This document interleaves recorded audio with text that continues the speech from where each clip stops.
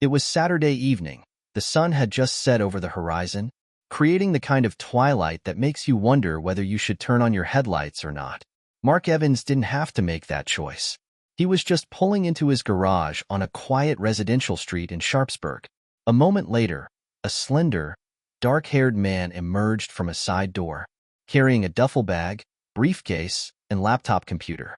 Years of experience allowed him to handle the three bulky items with ease. One couldn't travel as much as he had to without developing such skills. He unlocked and entered the side door of his house, but did not call out to his wife, Lisa, to inform her of his arrival. He already knew she was not home.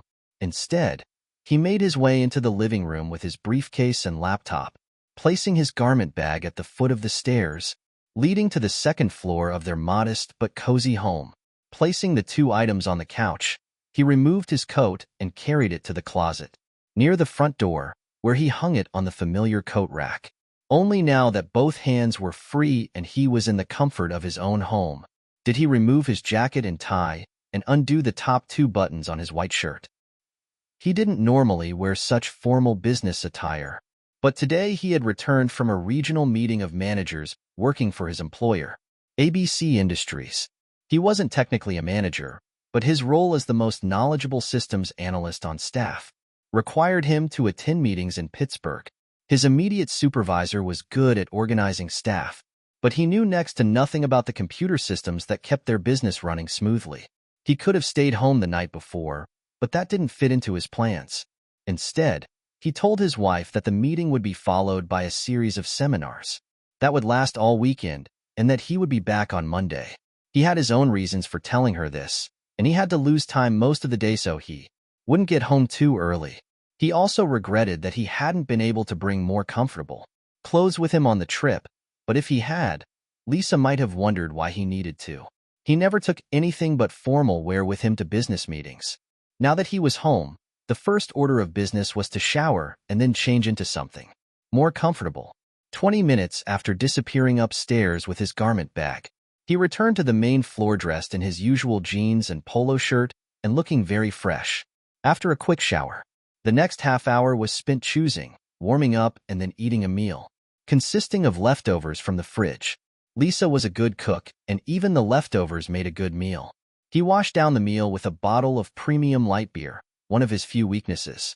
When he finished the bottle of beer, he moved into the living room where, reclining in a lazy boy chair, he read the front page of the local newspaper. To any casual observer, he was a typical husband, relaxing after a long and arduous trip out of town. In reality, he was just killing time, following his script, patiently waiting for the right moment to resolve his serious personal crisis. He'd had a month to work through the 5 stages of grief alone, and the only one successfully dealt with was denial. Anger, bargaining, depression, and acceptance were all in the moment. He hoped that over the course of the night he would be able to make progress on a few of the remaining 4 stages. It was past midnight and Sunday had just been coined when he was finally satisfied with what the clock showed and got up to return the empty bottle of beer to the kitchen counter. He moved the dirty dishes to the dishwasher and then used a damp rag to bring the countertop back to pristine condition. As he took care of these small chores, he realized it was just a form of procrastination, a way to make him reconsider his chosen path. Unable to find a new solution to the problem, he walked over to the hall closet and put on a light jacket, then began to make his way to the side door, the beginning of his nightly mission. When his fingertips touched the doorknob, he suddenly jerked his hand away, snapped his fingers, and said, "Damn, I almost forgot." He hurried back into the living room, set his briefcase on the coffee table, and then put the laptop on it.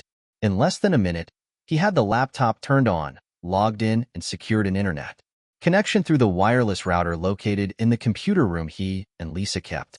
A few minutes of typing and sending an email completed the forgotten business, and after logging out and turning off the laptop, he returned to the side door, walking confidently and leisurely out of the house. After spending about 5 minutes in the garage, he raised the garage door, drove outside, turned on the headlights, and slowly drove away as the garage door closed silently behind him. It was 7:37 a.m. when Sharpsburg's 911 operator answered a new incoming call. This is your 911. Emergency operator. What is the nature of your emergency? An indistinct female voice, seemingly young, answered over the poor phone connection. I think I need the police. I think a crime has been committed.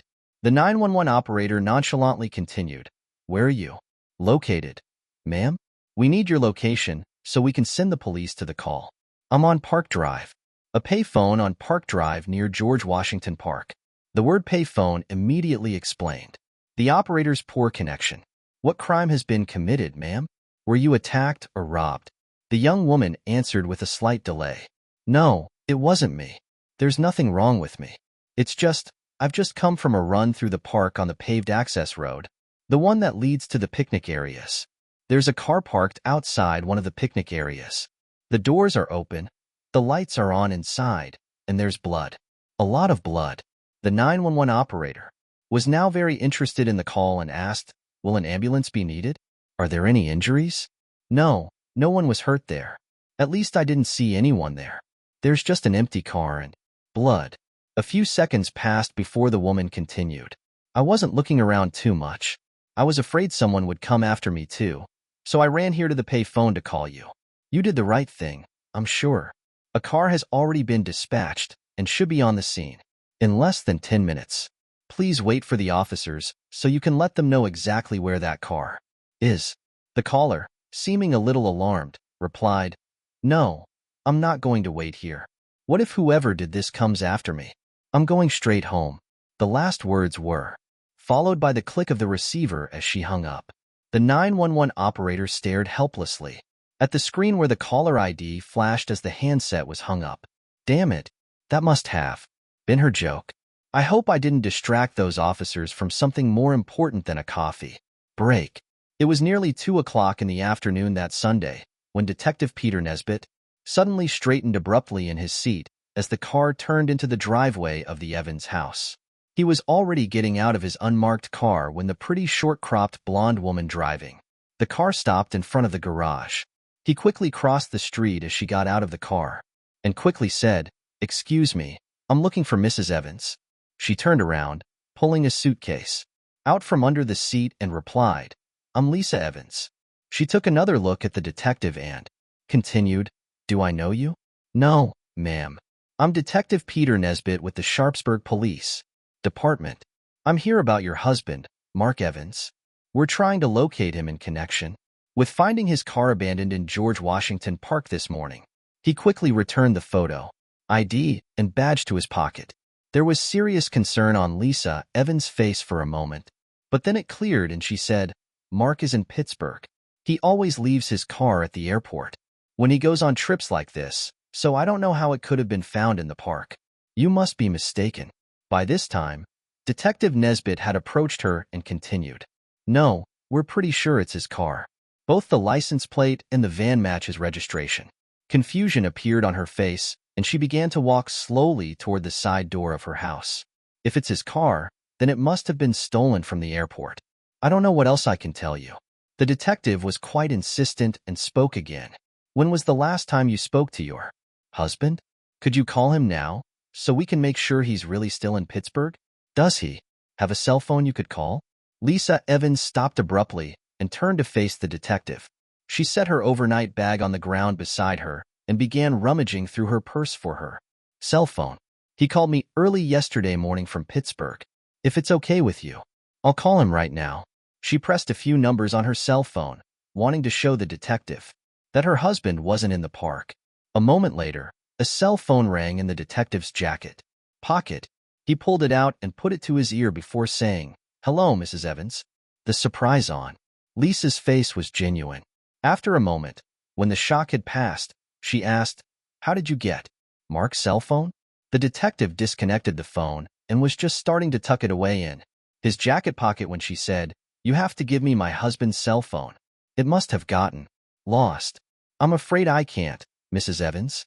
It's now evidence in a possible major crime. It was found on the floor in your husband's car. Lisa became concerned again and asked, Major crime? What do you mean? Your husband's car was found early this morning in the middle of George Washington Park. The doors were open and there was a bullet hole. We searched the park thoroughly and found no one who could have been a victim. We really need to find your husband to rule him out as a victim or perpetrator. Could you try calling him at the hotel in Pittsburgh? Lisa turned toward the house, picked up her briefcase and said, "Sure, I can do that.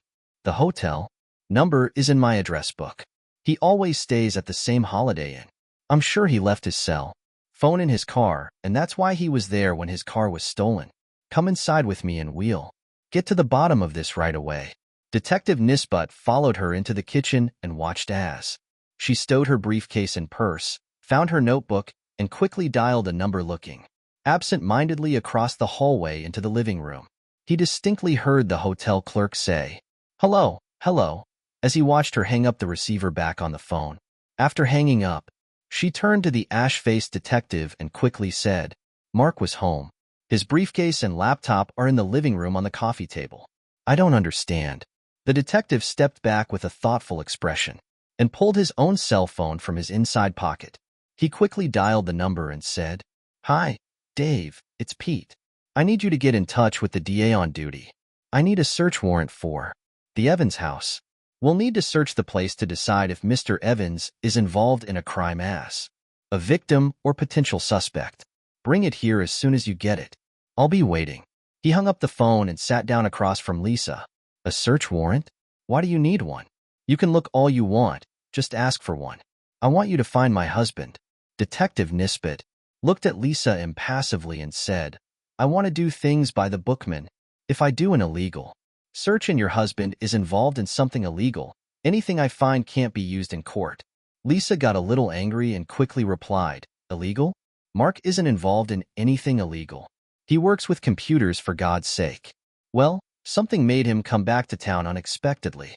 Can you think of a single reason why he was here unexpectedly and unbeknownst to you, his wife?" Lisa's face lost color again and she muttered quietly, "God, no, he can't." "Oh no." A somewhat panicked expression appeared on her face, and for a few seconds she was silent, just looking at the detective. Finally, she said, "I have no idea why my husband came home early. All I know is that he's not involved in anything illegal." Her look gradually turned to one of complete panic and she continued, "Oh my God. Mark could be hurt, lying somewhere waiting for help. You have to find him." Seeing how upset she was, Peter Nisbet's compassionate side took over and he spoke to her much more gently now.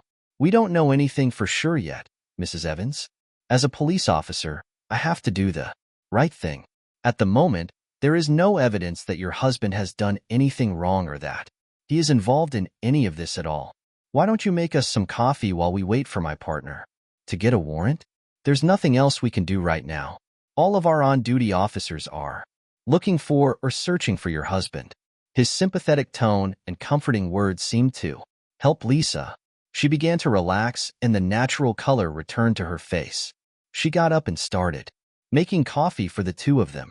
However, her calm state didn't last long because after his next sentence, Lisa became tense and nervous again. All of this happened when he said, "Perhaps while we are having coffee, you can give me the details of how you spent the last 48 hours. Before the case is closed, we'll probably need statements from everyone even remotely involved." Detective Nisbet decided to hang around for a few minutes before getting a preliminary statement from Lisa Evans, and she didn't seem interested in broaching the subject herself. Instead, the two of them sat at the kitchen table drinking coffee while the detective recounted the details of how the car had been discovered and the condition of its interior. Lisa seemed horrified by some of the details, particularly the fact that there was an obvious bullet hole in the center of the thoroughly blood-soaked section of the front passenger seat of her husband's car. He also said that the blood trail suggested that a second bullet had struck the body, which was lying on firewood on the ground next to the car, and that this bullet was now being extracted from the firewood for examination at the crime lab. The car had been towed away for examination, and evidence on it was still being collected.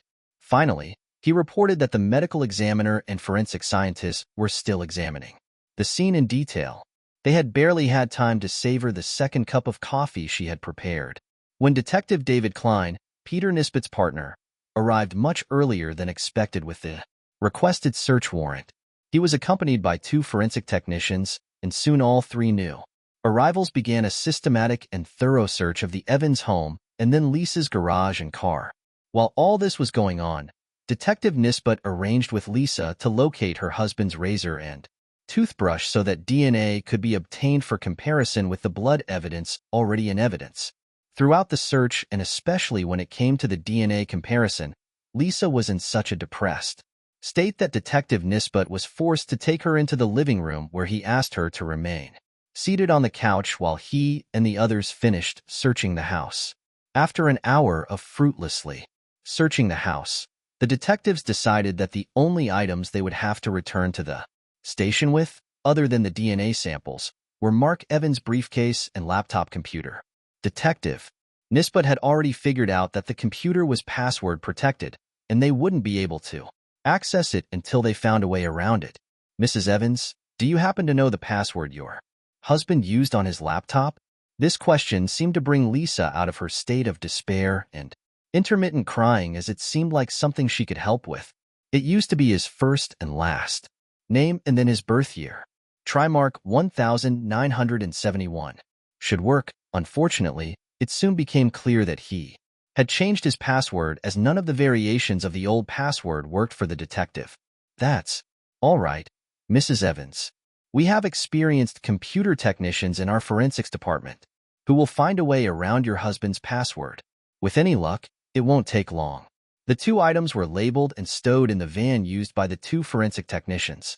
Left alone with Lisa Evans, Detective Nisbet decided to broach the subject of getting a preliminary statement from her again. So, Mrs. Evans, I need to get some basic information about your whereabouts this weekend. Let's review Saturday morning and your return here this afternoon. He pulled out a notepad and penned and sat down in his chair to write down her description of how she had spent that period of time.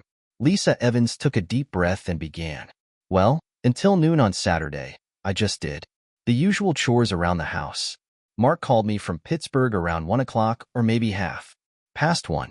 We only talked for a few minutes. He said he was sorry he couldn't make it for the weekend. After that, I went shopping until about 4:30 and then came home. After dinner, around 7:30 p.m., I went to a friend's house and spent the night. This morning, I got up late, took my time, and got home, as you know, around 2 o'clock. As she explained, she seemed to grow more and more tense, and by the time she finished, she was staring at the floor and clenching her hands into fists. After writing the last word in his notebook, Detective Nisbet closed it and sat tapping it with his pen for a few seconds before saying, "We may need more details, Mrs. Evans. This is enough for now, but be prepared to provide more details in a closer time if the course of the case requires it." He slipped the notepad and pen back into his pocket and stood up. Detective Nisbet was about to leave the house to join the others who were searching Lisa's garage and car. He was sure that the house had been completely checked when he suddenly realized that there was one more item he needed. "Oh, Mrs. Evans, do you have any recent full-length photos of your husband? A good headshot wouldn't hurt either. Right now, we only have a picture of him from the driver's license database.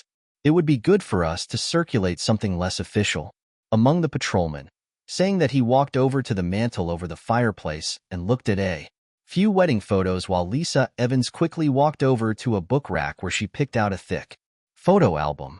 "Here are some nice recent photos, Detective. Take your pick." She returned to her seat on the couch, and the detective sat next to her as she opened the album. On the last page were several very suitable photos for his purposes, and perhaps the best of them all. To Mark's right was his wife, and to his left was a tall, well-built man with sandy hair. "This one will do," the detective said, pointing to the group photo. "We can cut you and this guy out." After a few seconds, the detective selected another photo, a very good head and shoulder shot of Mark Evans. "These two photos will be more than enough for our needs." When Lisa took the two photos out of the book and handed them to the detective, he took another look at them and asked, "Isn't the guy in this picture with you and your husband a relative of his? If he has a sibling or parents who could provide a DNA sample, it might help if they can't get anything useful out of a razor or toothbrush." Lisa quickly replied, "No, that's Blake Moore. He's my husband's best friend since elementary school. My husband has no relatives living nearby." Thanking her for the pictures, Detective Nesbit walked out to join the others in the garage. He left Lisa sitting at the kitchen table looking wistful and on the verge of tears. He began to think that he felt sorry for the woman and the position she was now in. Her husband was missing and may or may not have been involved in a serious shooting. The fact that she didn't know he was even in town made the detective wonder exactly what was going on. The detectives, along with 2 forensic experts, soon finished searching the garage and the car.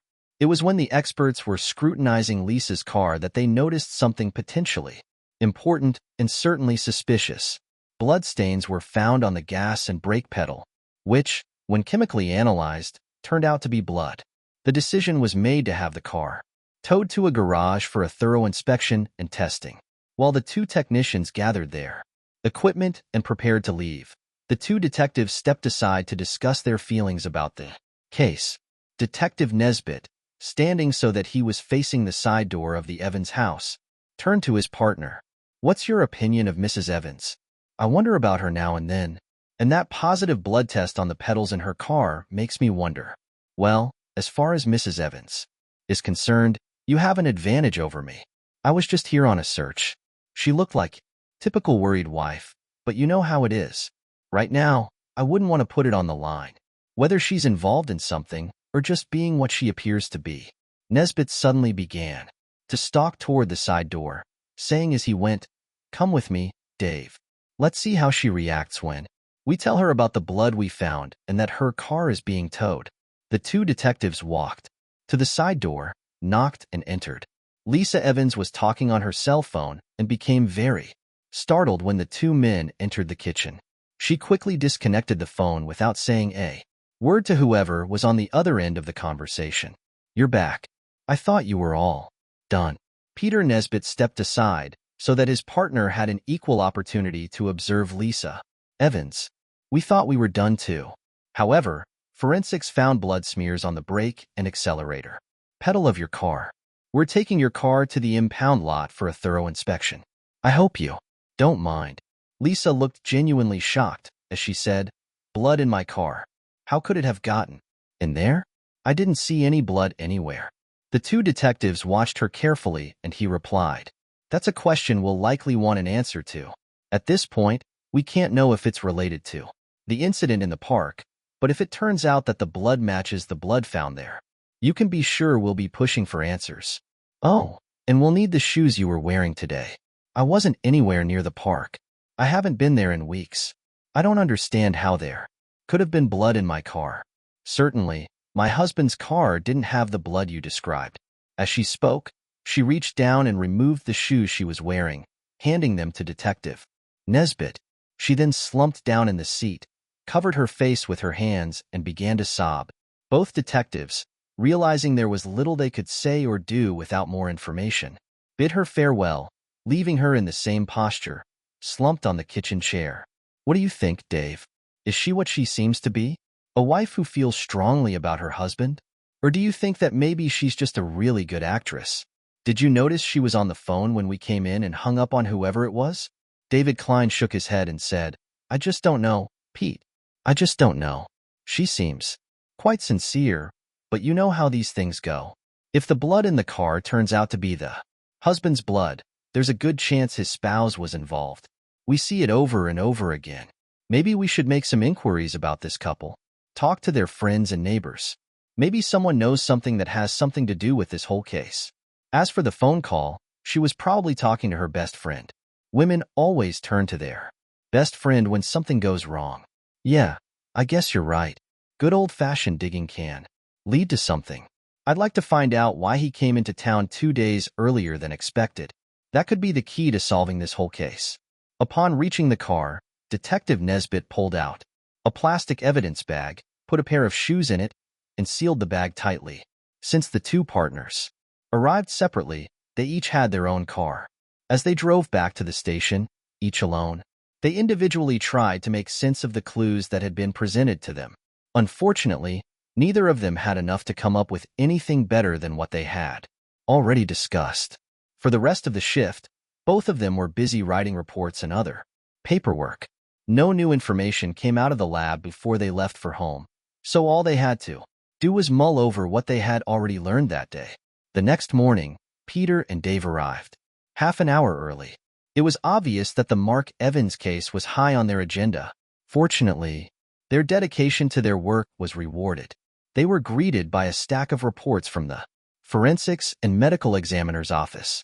It took them an hour to read through the reports, passing them to each other as they digested the information they had received. Once they were done with what awaited them, they both realized that there were more reports to come. Looking over one of the reports, Peter Nesbitt said to his partner, "They seem to be pointing in the same direction, don't they? But it looks like there are a few more reports ahead of us this morning, so I don't think we should rush into it. I'd hate to let things go to waste." David Klein nodded as his partner spoke and replied, "I think you're right. Let's see if they can extract anything else from the computer. In the meantime, we can go out and talk to his lawyer and some of the people he's been working with. I'm not sure we have enough probable cause to make an arrest yet. We need to take some formal statements before we talk to the DA." Both men were in complete agreement with each other and went to the office of attorney Mark Evans just after 9 in the morning. Like everyone in the legal community, Robert Graham didn't want to appear biased against the police, especially during an investigation. He was quick to give them a few minutes of his time. "You do realize that I can't discuss anything pertaining to my client's legal situation? So let's hear what you want from me so I can decide whether or not to answer your questions." The lawyer leaned back in his chair and waited. Detective Nesbitt spoke quickly, not wanting to waste too much of the attorney's precious time. "We have several emails here that we obtained under a search warrant from Mark Evans' computer. Could you please confirm their receipt? We just need to know that these emails were actually sent to you in the last couple weeks. We want to be sure they're not just rough copies." He held out 4 pieces of paper to the lawyer. The lawyer quickly looked over each one and then replied, "It appears that these are indeed originals. I can confirm receipt of each of them." He handed them back to the detective, who immediately stood up and said, "Thank you, Mr. Graham. That's all we need. We can't make decisions about the investigation based on what these letters tell us without some sort of confirmation that they are genuine." The 2 detectives walked out of the office, exchanging smiles, and headed to their car. As they drove to ABC Industrial, Peter Nesbitt said to his partner, "Like you said yesterday, situations like this usually involve the spouse. However, we have a few more bridges to cross." When they arrived at Mark Evans' place of employment, both detectives were quickly ushered into the office of his immediate supervisor. This time it was Detective Klein who did the talking. "We're investigating the discovery of an automobile in George Washington Park yesterday. You probably read about it in this morning's paper. The car belonged to one of your employees, Mark Evans. We have a few questions that you may be able to help us with." Mark's boss quickly assured them that he would do his best to help them. He said that Mark was considered a very valuable employee, and anything that could be done to solve the mystery of his abandoned car would be perfectly acceptable. "First, I would like to know if Mark will be staying in Pittsburgh until Friday night. He reportedly had seminars scheduled for Saturday and Sunday. We need to know if that's the case." His boss quickly replied, "Mark certainly didn't have any events scheduled for the weekend. I fully expected him to be back Friday night." Detective Klein nodded, made a note in his notebook, and continued, "Have you noticed anything about Mark that seemed a little off lately? We're wondering if he might have had something on his mind, something that stood out." The man sitting at the table thought for a moment, then replied, "Mark seems to have been carrying more on his shoulders lately. I asked him a couple weeks ago if he was having any problems. At that time, he replied that everything was fine. I've also noticed that he's been brooding a lot. I just assumed he was working hard solving our problems, but I think he might have other concerns." The detectives thanked him and then quickly headed back to their car. Picture was emerging, and both knew that by the end of the day, there was a good chance that they would be able to make significant progress on the case. By late morning, they returned to the office and found that the preliminary DNA results had been received. In addition, there was a strange-looking box with wires dangling from it on the desk, and the forensic report was on top of it. Both detectives found this particularly interesting, especially when combined with some printed maps the computer technician had given them. Another gap had been filled, and the picture was becoming clearer and clearer. Taking their accumulated information, print out some notepads, they want to spend a couple hours in one of the empty interrogation rooms. By the time they came out of there, they thought they had a pretty good understanding of what had happened in the park. Although there were still some very large gaps in the matter, they decided it was time to pay another visit to Lisa Evans. This time they felt they had enough information to ask her some tough questions. Depending on the answers they received, there might be a reason to call her in for an official statement. The detectives pulled up to the Evans house a little after 3 in the afternoon. They didn't call ahead, fearing that she would have time to prepare for their arrival. They wanted to take her by surprise. They went to the front door and rang the doorbell, as any normal visitor would. Lisa Evans seemed more than a little startled when she saw the two of them standing at the door. "Detectives, have you found my husband? I call the sergeant every 2 hours, and he keeps saying I have nothing to report." Detective Nesbitt replied, "No, we haven't found your husband yet. However, we have made some progress. We would like to come in and ask you a few questions if you don't mind." Lisa Evans looked a little embarrassed but then stepped back and said, "Sure, come on in. I'll do my best to help you find Mark." She walked into the living room, and the 2 men followed her. When she sat down on the couch, each of the detectives took a seat in one of the chairs across from her. Detective Klein, opening his notebook, began the conversation by asking, "Is there anything you want to tell us about your relationship with Blake Moore?" Both detectives decided that such a question asked head-on might cause Lisa Evans to reveal something she might prefer to withhold. The decision was immediately vindicated when Lisa Evans quickly turned white and said, "What? What do you mean about my relationship with Blake? He's my husband's best friend. He's always hanging out with Mark, but he's just my friend." Her eyes darted back and forth between the 2 detectives. Now Detective Nesbitt joined them. "Are you, or are you not having an affair with Blake Moore?" The detective had asked the question calmly and evenly and now sat waiting for an answer. It was unlikely, but both detectives later agreed that she seemed to grow even paler with the second question. Her mouth silently opened and closed several times before she said, "Absolutely not. How can you come here and ask me such questions?" Both detectives immediately stood up and Detective Klein said, "I think you're going to have to make your way down to the station. We're going to take a formal statement from you." Lisa clearly began to panic. "What? I'm under arrest? Why do I have to go to the station with you?" "You're not under arrest yet. We have reason to believe that you have not been forthright with us, and we want an official statement from you. You'll be able to ask for an attorney if you want one." Lisa frantically shifted her gaze from one detective to the other and quickly replied, "I don't need a lawyer. I haven't done anything. If you want me to come down to the station to answer your questions, fine. I will. I will do whatever it takes to help you find my Mark." Lisa Evans stood up quickly to escort the detectives to their car for the trip downtown. She was walking ahead of them, so she didn't notice Pete giving Dave the thumbs up sign. After placing her in the back seat, the 2 men took their seats in front and drove back to the police station in silence. Arriving at the station, the detectives slowly led Lisa Evans upstairs to an interrogation room and then into one of the empty interrogation rooms. They chose the darkest room they could find. It needed to be repainted and new furniture put in. They wanted to create as negative an environment as possible. "We'll ask you to wait here for a few minutes while we gather our documents. Are you sure you don't want to talk to a lawyer?" Detective Nesbitt was giving her every opportunity to make a decision, but this time she refused, shaking her head quickly. She still looked very beautiful against the dreary surroundings, though her blue eyes were full of tears. She sank heavily into one of the chairs, and the detective left the room, closing the door behind him. "Make sure both cameras are on for the entire time we're with her. I need a good recording of everything that's going to be said in there. I have a feeling we're going to solve this case, and I don't want to miss a word of what she's going to say." Detective Klein was talking to his commanding officer, the man who would be recording and personally testifying to what was said in the interrogation room. Just then, Peter Nesbitt walked up with the backlog of files.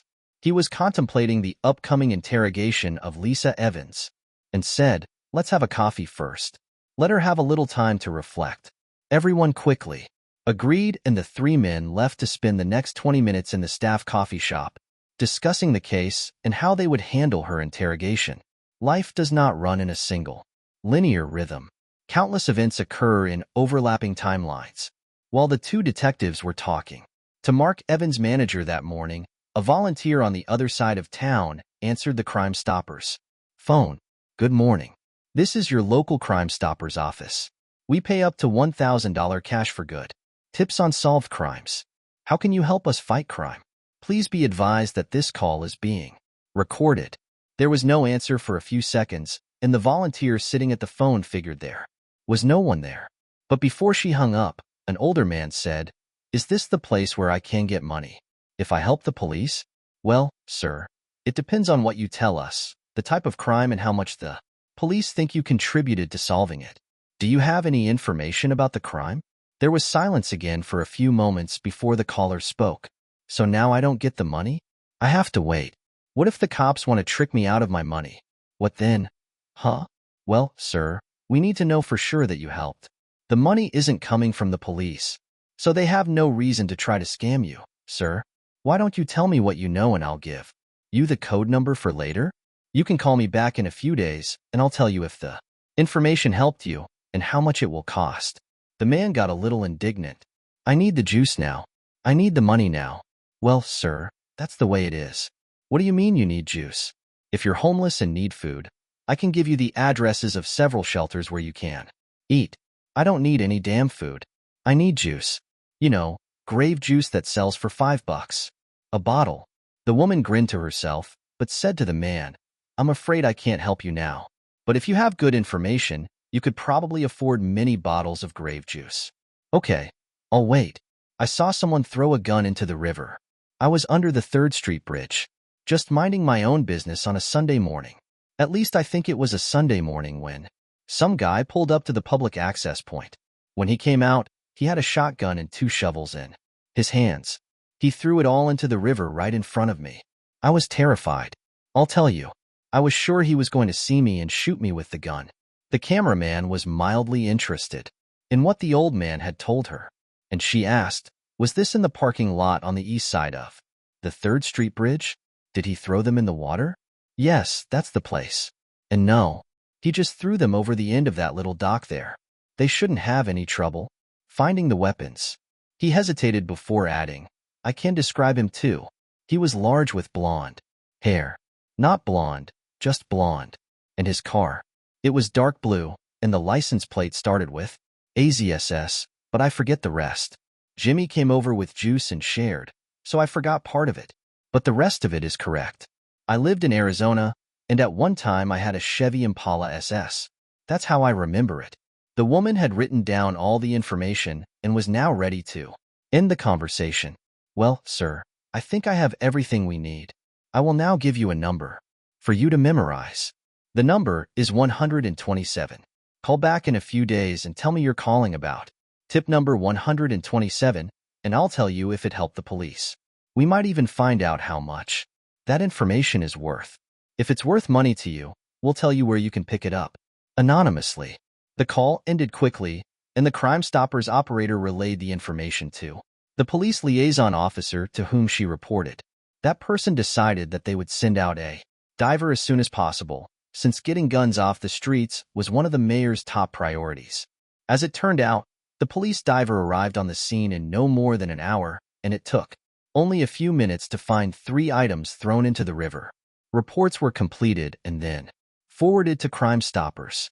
By 2:30, the shovels were at the property clerk's office, and the gun was turned over to the crime lab to see if it matched any unsolved crimes in the city. When the gun was turned into the lab, it was quickly noted that the caliber and type of jacketed ammunition still in the gun matched perfectly with the recent crime seen in George Washington Park. Within minutes, the gun was inspected in detail and a test bullet was fired for comparison. It was immediately apparent that it matched a bullet recovered from a bundle of firewood found in the park. A report was immediately sent upstairs to the detectives handling the case, and a technician went to retrieve the 2 shovels from the property clerk. Just as different chains of events can run parallel, they can also intersect, and that's exactly what happened. When the detectives and their commanding officer walked out of the staff coffee shop, they were met outside the door by the clerk who was delivering the ballistics and Crime Stoppers reports. Detectives, I was just bringing this information to you. We have the gun that was used in the George Washington Park shooting. The attached Crime Stoppers report also has some information for you. It might even lead you directly to the perpetrator. The smirking clerk at the crime lab handed both reports to the surprised detectives and headed back to his department. Detectives Klein and Nesbitt took turns reviewing the two reports. Within seconds, they were already sitting side by side in front of a computer terminal, calling up records from the vehicle registration department. When they were finished, a brief conversation ensued between them. Pete, I'd like to suggest we split up. If you want, I'll start questioning our guest in the interrogation room, and you can get a uniformed officer and go get Mr. Moore. He needs to be brought here for questioning, too. Sounds like a plan, Dave. Things are shaping up just right, aren't they? Detective Klein, picking up the accumulated reports and information, headed for the interrogation room where Lisa Evans continued to wait. Meanwhile, his partner was talking to his commanding officer, asking him to help a uniformed officer pay a surprise visit to Blake Moore. Soon, he was on his way out the door, and a patrol car was to meet him at Moore's house. When Detective Klein entered the interview room, Lisa Evans sat calmly at the desk, her face expressing neither sadness nor fear. She seemed to be stoically awaiting her fate, whatever it might be. I'm sorry to keep you waiting, Mrs. Evans. I'm ready to get to work. Please be aware that this room is monitored by 2 video cameras, and everything we say and do is being recorded. She looked at him with some surprise and replied, I don't mind if you record us. I have nothing to hide. Shuffling the papers, he replied, That's good. Then we can get started. He leaned back in his chair and glanced at her briefly before getting down to business. I'll start where we ended our conversation at your house. I'll say it again. Are you having an affair with Blake Moore? Yes or no? His decision to get to the heart of the matter again had a noticeable effect on her. Her shoulders slumped slightly, and she turned her head so that she would no longer meet the detective's gaze. After a few seconds, she said in a quiet voice, Yes. Detective Klein tore a few pages from the pile of papers in front of him. It's good that you've decided to be straight with me. We have evidence of your affair printed from your husband's laptop. His statement seemed to shock her. She raised her head and looked him straight in the eye again. What do you mean you have proof? No one knew about Blake and me. Your husband certainly knew, as you can see in these pages. Here is the letter he sent to his attorney almost a month ago, telling him he wanted him to start preparing the papers for a divorce on the grounds of adultery. Here is a map from 2 weeks ago that clearly shows the route you took that day, with timestamps indicating that you spent 2 hours at Blake Moore's house. Here's a copy of the email your husband sent to his attorney that day, telling how you lied when he called you in the afternoon and told you were home. One by one, the sheets of paper slid across the desk and lay down in front of the seated woman. She looked over the papers and the detective several times, then took each one in her hands and made sure that each one depicted exactly what the detective was talking about. Finally, she spoke. How? How did Mark do it? How could he know where I am? This map. She picked up the detailed map and traced the route that was clearly marked on it, showing how she had traveled from her home to her lover's. I don't know how your husband found out about this, but something made him install this device in your car. He picked up a small black device, smaller than a pack of cigarettes, and held it out to her. It had the name PT-200 embossed on its side and Rocky Mountain tracking below it. He bought it online along with the unlimited tracking option and was able to use his laptop to get a complete real-time history of your whereabouts, with full addresses and date and timestamps. He could tell you where your car was every minute of every day since he installed that device under the dashboard. She stared at the small, innocent-looking electronic device as if it were a scorpion ready to sting her. You mean Mark knew about us for weeks? Oh my God. And he wanted a divorce. She began to cry again, and the detective looked away for a moment to pick up the papers and tracking device, which he had stacked in a separate pile beside him. Of course, he listed the time and location of all 4 of your communications with his friend over the past month. The last map was created just after midnight on Saturday, the night he went missing. Around the same time, he sent an email to his lawyer, telling him he was going to go to Moore's and confront the two of you. He told his lawyer that he feared he would be arrested if he broke into the house or got into a fight with your lover, his supposed friend. She looked at the detective again and said, "But he never went there. I spent the night there, but Mark never showed up. Something must have happened to him before he got to Blake's house." The detective seemed to be well prepared for this statement, for he quickly said, "I'm sure something happened to him." "That's correct. Preliminary DNA results confirm that the blood in the park is his, and we just found the gun that was used. We can link the gun to your lover, and the only question now is how long you're going to cover it." Blake didn't do anything to Mark. "I was with him the whole time, and he didn't leave that night." Her eyes turned to the detective again as she continued, "We were together all night in his bed." The detective pulled a few more pages from his stack and said, "We have more. The blood in your car and on your shoes, I might add, also belongs to your husband. My partner is on his way to pick up Mr. Moore now, and we'll soon find out if his story matches yours. There's a little thing called prosecutorial discretion. Whichever one of you two tells us what really happened and where we can find your husband's body, we'll get a better offer at sentencing." He handed her the blood test reports across the table, but she barely glanced at them. "Mark is not dead. He can't be dead. I love him. I need him." She sobbed again and was clearly very upset. "Blake will tell you the same thing I did. If my husband got hurt in the park, we had nothing to do with it." She continued to hide her face with her hands as she cried. She had a crumpled and very wet handkerchief in her left hand. Detective Klein gave her a few minutes to come to her senses, and in the meantime, he again took up his reports lying before her and selected a few more with which he intended to shock her when she came to her senses. When she seemed to come to her senses a little, he said, "There is no doubt that your husband is dead. The medical examiner has thoroughly examined the scene and has concluded that, based on the blood loss and the fact that your husband was not treated at any facility in the county, there is a greater than 95% chance that he is dead." He handed her across the table the appropriate report and several 8x10 photos of the gory scene. One of the photos touched her elbow, and she took her hands away from her face to look at it. It seemed to her that every square inch of the photograph showed blood, though it was actually somewhat smaller. She immediately burst into tears again, and the detective checked his documentation once more before gathering everything into a pile, picking her up and heading for the door. "I'll leave you alone for a few minutes so you can come to your senses. You're really not doing yourself any favors by not taking responsibility for what happened." Detective Klein placed the stack of evidentiary reports on his desk, shook his head as he passed his commanding officer, and made his way to the break room for a fresh cup of coffee. His commander continued to glance periodically at the monitor that displayed the interior of the interrogation room and made sure that the female detainee remained intact. As he left the station, Detective Nesbitt immersed himself in thoughts about the Mark Evans case. Apparently, they had gotten enough information from the forensics department to solve it soon. He also pondered whether Blake Moore would still be in town.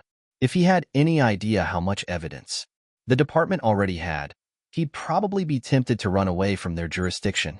He pulled up to Moore's house almost at the same time as the patrol car that was supposed to back him. The two policemen knew each other and exchanged pleasantries as they headed for the front door. Detective Nesbitt was almost surprised when their knock was quickly answered by Blake Moore. The man eyed the two strangers at his door curiously, one wearing a police uniform and the other holding a badge and ID. "Yes, officers, what can I do for you?" The detective quickly replied. "I'm Detective Nesbitt, and I'm here about the disappearance of Mark Evans. We'd like you to join us at the station for questioning.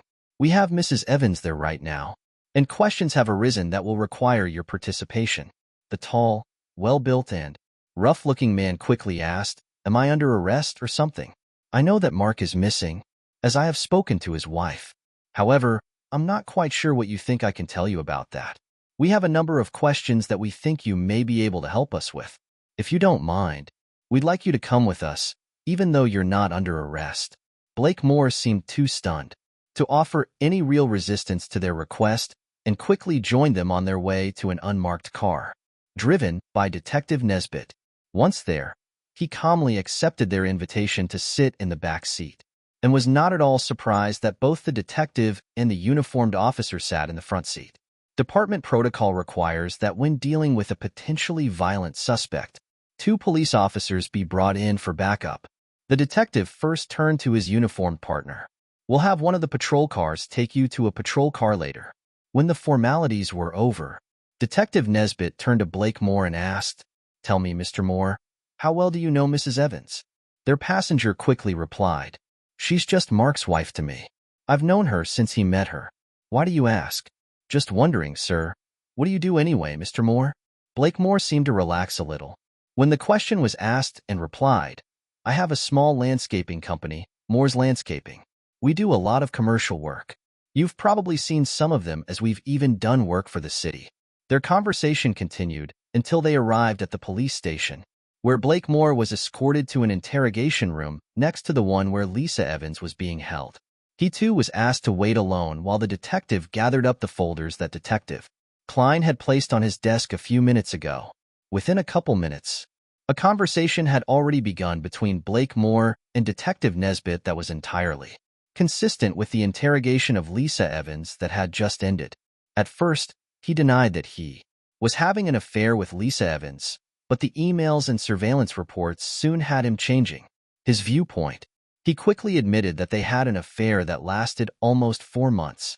He adamantly denied that they had done anything to Mark Evans and insisted that neither of them had left his home the night Lisa's husband disappeared. As Detective Nesbitt continued to press the suspect, categorically denying his involvement in Mark Evans' disappearance, a new theory about what happened in the park was floated. "I had nothing to do with anything that happened in that park. If Mark had found out about Lisa and I, he probably would have gone into a rage and there's no telling what he might have done. He might even have hired his own killer and paid him to make it look like Lisa and I were involved. He and I had a history of things like my relationship with Lisa." "What do you mean, Mr. Moore?" "We have the gun that was used, and the witness described you and your car and stated that you were responsible for throwing the gun in the river. He even gave most of the license plate number of your car. Don't try to make up a fairy tale that Mark Evans committed an elaborate suicide to frame you and his wife." Blake Moore became very agitated and replied, "You don't know Mark. He and I have been best friends since elementary school, but I've known for years that I'd rather not mess with his girlfriends and now his wife. We were seniors in high school and I did it once. I took out one of his girlfriends behind his back, and when he found out later that I entertained her while they were dating, he got so mad he scared me. I'm much bigger than him, and I've always been stronger, but he scared me. He then warned me that he wouldn't tolerate it anymore and that I would be a dead man." The detective listened to this statement with faint amusement on his face. "So you're saying that you were actually afraid of what he would do if he found out, but you had fun with his wife anyway? That doesn't make any sense." Blake already said, more calmly, "Silly, isn't it? I just couldn't resist her. It slowly built up between us over the years. And finally, a few months ago, I made a serious move on her. We've been seeing each other periodically ever since. I can't imagine how he could have guessed. We've been so careful." The detective looked through the stack of reports before continuing. "Yeah, it was stupid. Sometimes I think half of our murders and suicides involve stupidity like that. The old eternal triangle. Only thing is, in this case, I think you and Lisa are the perpetrators. You can tell us what happened. Did he take you by surprise and things got out of hand? Or maybe you planned the whole thing from the beginning so you could be together and not worry about him finding out or not? I don't believe that he organized his own murder. It's too weird. He already had a lawyer arranging his divorce, so why would he suddenly resort to that? I don't know what happened. All I know is that Lisa and I had nothing to do with it. As for wanting to be together, it was out of our hands. She and I both knew it was just a fling and it wouldn't last. As they say, the rose had already bloomed." Detective Nesbitt leaned forward and said, "We have enough probable cause to get a search warrant for your home, car, and office. I wouldn't be surprised if it's already happening. You'd better come clean before we put the final nail in your coffin. I'm going to make you the same offer I'm sure my partner made to your lover. Tell us first what happened, and you'll get a leniency in sentencing." There's no point in keeping your mouth shut and getting the maximum. Use your head and do yourself a favor. Blake. Moore was outraged. I had nothing to do with what happened to Mark. Maybe Lisa organized something herself, but if she did, I don't know anything about it. The detective picked up his papers, never answering the suspect's latest theory. Leaving the room, he said, it's understandable. When two criminals work together, one always tries to pin the blame on the other. You can relax a little bit, because I don't think you'll be leaving anytime soon. Exiting the interview room, Detective Nesbitt found his partner waiting for him with another report in hand. It's getting better and better. The 2 shovels found in the river are stamped that they belong to Moore's Landscaping. Wow, why do these guys always think we'll never find out what happened? A few minutes later, the 2 detectives were explaining to the district attorney what evidence they had collected. Even though they didn't have a body and the evidence was somewhat circumstantial, it didn't take them long to convince him that there was enough evidence to press charges. Half an hour later, Lisa Evans and Blake Moore were charged with the murder of Mark Evans. Both loudly proclaimed their innocence while their Miranda rights were read to them, but were told that everything was now in the hands of the prosecution and the court system. This information did not comfort either of them. After the arraignment, Lisa and Blake were escorted to the main floor of the police station to be fingerprinted and photographed with an order number. The instruction not to smile for the photos was completely unnecessary, as Blake was frowning angrily the whole time, and Lisa could hardly cry and smile at the same time. As they were led back to the neighboring cells, they got their first chance to talk to each other since their arrangement. What are we going to do, Blake? They can't believe we did anything to Mark, can they? Lisa still snorted occasionally, but for the most part, it was gone. We'll have to get our own lawyers, I suppose, unless you want to share one with me. It might be cheaper, and since we're both accused of the same thing, it makes a certain amount of sense. But this whole damn situation is completely wrong. I just know Mark did something to set us up. I think the bastard paid for someone to film him and then left a trail of breadcrumbs for the cops to charge us. Mark was obviously still very angry. You can't believe he could do that, can you? Lisa was showing shock, bordering on outrage at such a suggestion. Why would Mark go to such a heinous extreme as murder? I don't think you knew your husband as well as you think you did, Lisa. I'm just amazed he didn't do something drastic to the 2 of us the same day he found out we were having an affair. It's a real mystery to me. I've known Mark for too many years to think he would put up with this for so long. If I thought for 1 second that he would somehow find out about us, I wouldn't lay a finger on you for anything in the world. He then proceeded to tell her about what had happened years ago when he had pranked his girlfriend behind Mark's back. They were now in their cells separated by a 6-inch concrete wall, but could talk to each other easily and freely, as they each stood at the bars against the block wall. I don't believe Mark is capable of doing something like this. I also don't know how or when he found out about it. I've never noticed him treating me any differently.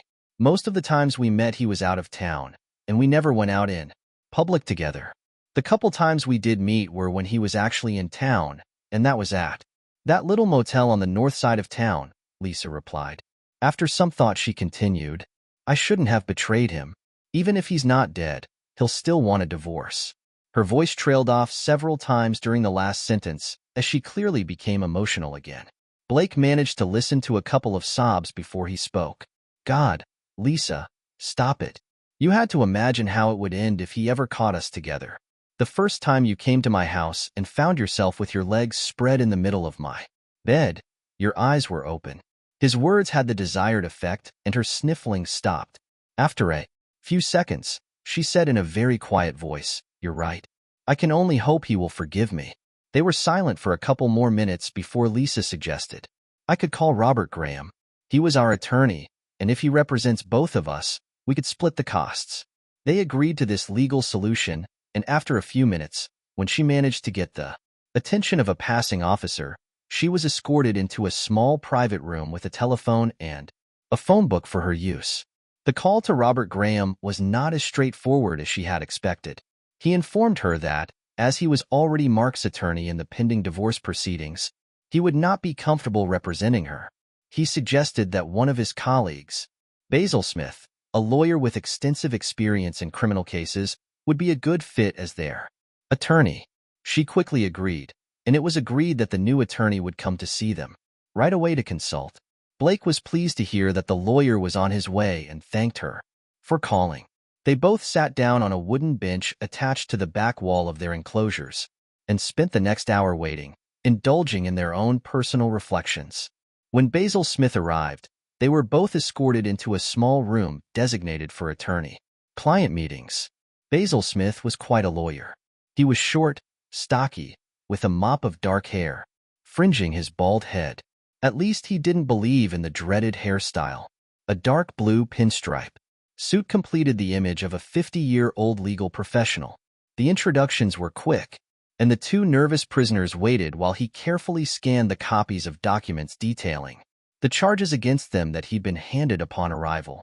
Once he was done with that, he raised his head to look at his two new clients and turned and said, "So, you're both charged with the murder of Mark Evans. What can you tell me about what the arresting officers told you both?" "You first, Mrs. Evans?" "Just the big picture, please. I just want to have some idea of what we have." Lisa began to recount in abbreviated form what had happened since Detective Nesbitt had met her in the driveway on Sunday afternoon. By the time she told about being fingerprinted and sketched, she was crying again. Between sobs, she ended her statement by saying, "I had nothing to do with what happened in that park. I love Mark. I couldn't hurt him." Basil Smith considered her words for a moment, then turned to Blake and said, "You turned around. I don't need all those little details." Blake more briefly recounted what had happened since the police had arrived at his home that afternoon, and his story was far from tearful. He ended his story by saying, "Lisa and I had nothing to do with Mark's disappearance or what happened in the park. I told Lisa and the police officers the same thing, and now I'm going to tell you. Mark Evans organized this somehow. I believe he paid to have it taken out, and part of the deal was that whoever did the job agreed to frame Lisa and me." He glared at the lawyer, as if challenging him to disagree with his explanation. When Blake repeated his certainty that Mark was dead, Lisa began sobbing again. The lawyer cast a brief glance at her, then said, "This is not the time to argue our case to each other. First of all, we need to consider what we can do to get you both out of here. We have to consider your bail. From what you both have told me, and from what I see in this set of charges, I believe they will ask for bail of about $100,000 for each of you. Will bail be a problem?" Lisa looked shocked and asked, "Will I need $100,000 for bail?" She was ready to panic, knowing she didn't have anywhere near that amount in assets.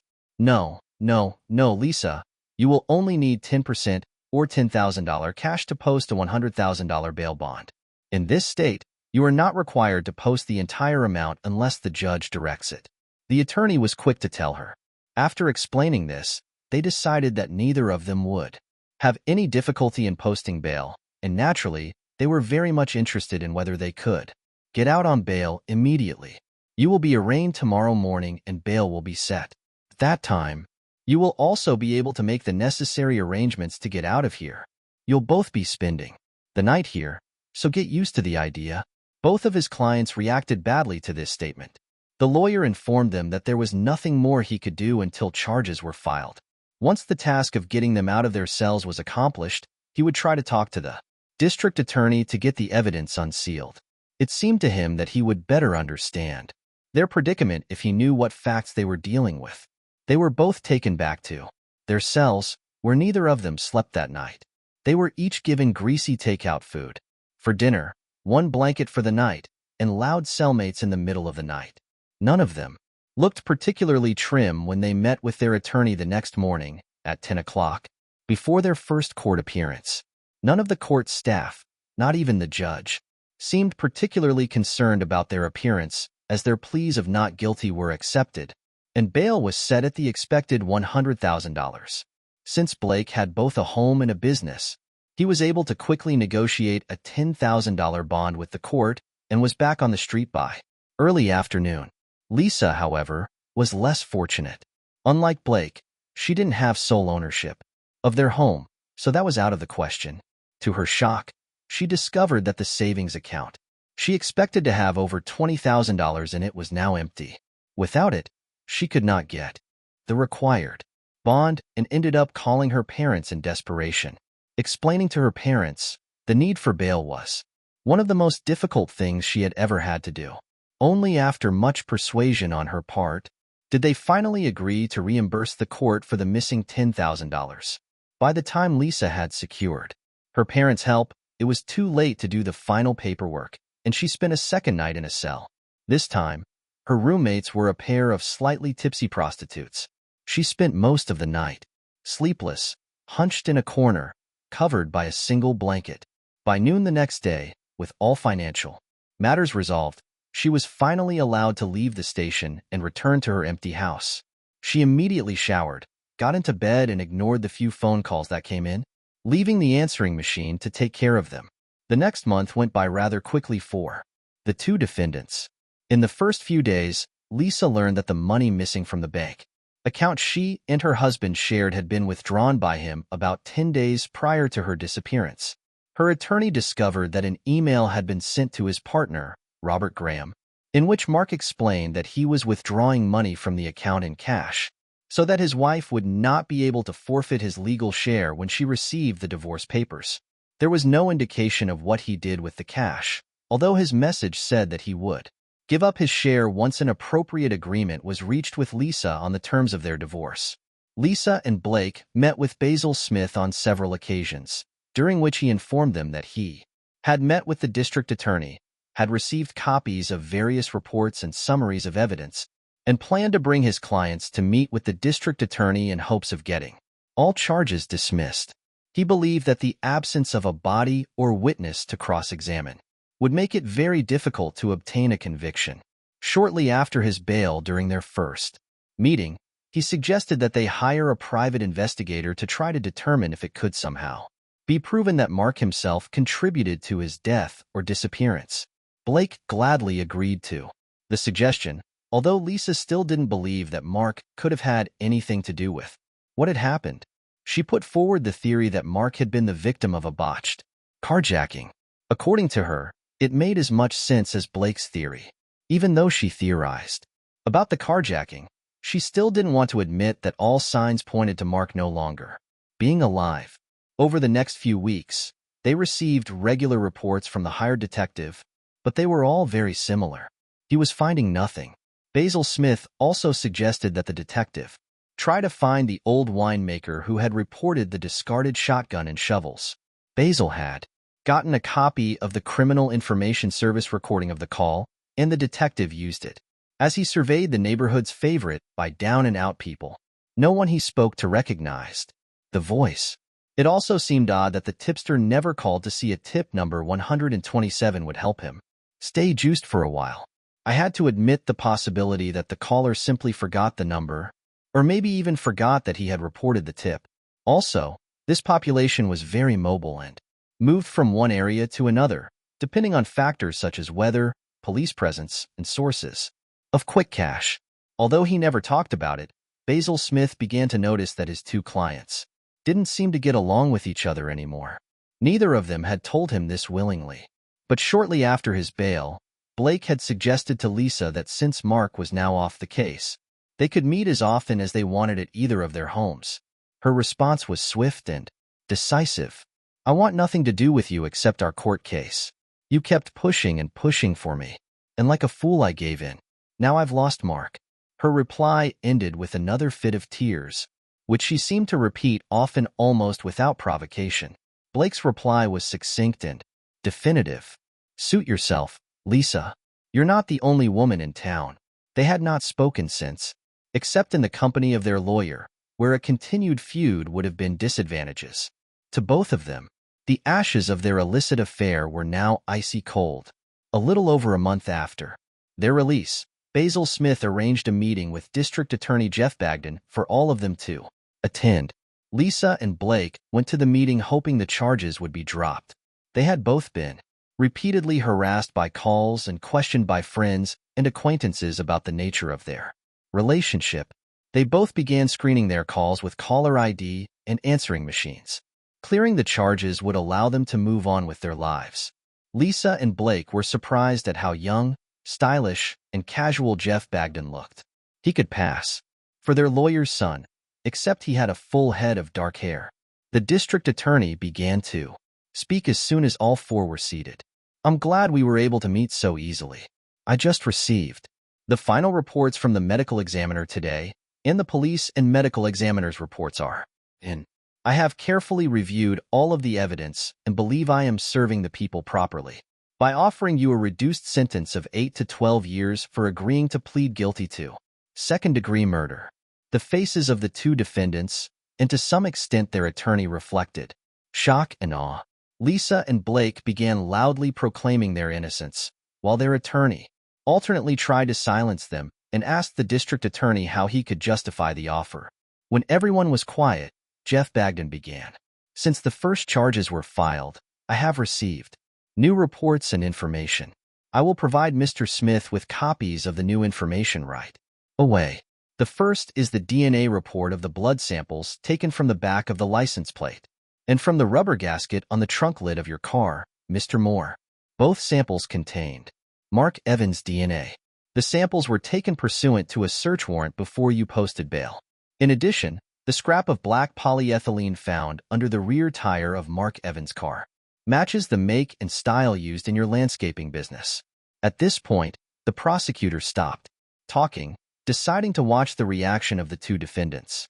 Lisa seemed more angry than shocked, while Blake still seemed to be digesting the implications of the facts the prosecutor had just stated. Lisa cut into the conversation. Blake, what have you done? She seemed ready to continue her accusations, but Basil Smith immediately managed to insist on her silence. Blake reacted very quickly to her accusation. He exploded. You know perfectly well that I had nothing to do with it. You were beside me in my bed when it happened. That was all he had time to say before Basil grabbed his arm and explicitly told him to shut up. The attorney's next words were intended for the district attorney. Please excuse my clients. Jeff, we came here hoping the charges would be dropped, and your statement caught them both off guard. Jeff Bagden seemed mildly amused by the spectacle put on by the two defendants. I understand, Basil. I was in private practice, but the fact remains that we have more than enough evidence to bring this case to trial. The medical examiner's report clearly states that the victim lost too much blood to stay alive, and the crime scene reports can be interpreted to mean that the body was dragged away from the scene and loaded into a car. I'm comfortable with this case from the prosecutor's point of view. The district attorney stood up, pulled a folder of reports from his briefcase, handed them to Basil Smith, and promptly left the room. As soon as the door closed behind the departing DA, Lisa and Blake began talking hurriedly to their attorney. The man couldn't make either of them out and had to tell them both to shut up. The fact that their own lawyer told them to shut up was startling enough to make both of them comply. I know you're both shocked and upset by this turn of events. I didn't expect it either. You shouldn't be fighting with each other over the situation you find yourselves in. We should try to figure out how we can handle this so you both don't go to jail. I take it you both want to turn down his offer of 8 to 12 years? Both of his clients rushed to flatly refuse the proposed deal. Both believed they would never be convicted of anything at trial. When it was decided that he would refuse the offer on their behalf, Basil Smith let them both go, saying that he would have a lot of work to do in preparation for trial. When both clients had left, Basil was left alone in the room, and after quickly reviewing the new reports, he sat back, wondering if either of his clients were telling the truth. Technically, it didn't matter. He would protect them regardless of the state of their souls. He just liked it better when he was sure his clients were telling him the truth. Several months passed, and the trial of Lisa Evans and Blake Moore was about to begin. At 10 a.m. on Monday morning, with everyone in the courtroom standing, Judge Robert Cox took his seat. The defense table was arranged so that Basil Smith sat between two of his clients. He decided that was the best way to deal with the fact that they could hardly be polite to each other. He'd already considered suggesting that they each hire their own lawyer. It would be more of a reminder than anything else to keep them apart, but realized that they probably couldn't afford to pay for a lawyer individually. He knew that Blake Moore's business had fallen on hard times and that Lisa Evans had recently quit her job because of the stress of the upcoming trial and the difficulty she was having communicating with her missing husband's friends and acquaintances. District Attorney Jeff Bagden's opening statement was the first major point, and he got right to the point. Members of the jury, I'm going to be frank with you. We do not have the body of the victim. In this case, Mark Evans. However, we intend to prove to you that he is dead and that the two defendants are without a doubt guilty of his murder. He began slowly, revealing that a few months before the murder, the two defendants had begun an affair. At some point, Mark Evans became aware of this and filed for divorce from his unfaithful wife. Some points remained unknown, such as how and when exactly Mark Evans began to suspect something. He said that a trace found on Mark Evans' computer proves that he knew when and where the two adulterers were meeting. There were emails that documented his success in tracking the two defendants, organizing his finances in anticipation of divorce, and finally, a message showing his intention to meet with the two defendants. He continued, "We cannot pinpoint exactly when the three members of this triangle physically came together, but we do know what the results were, and we can show you through photographs and investigation reports exactly what happened. We believe that there was an encounter between the three of them, most likely at Mr. Moore's residence, and during that encounter Mr. Evans was incapacitated.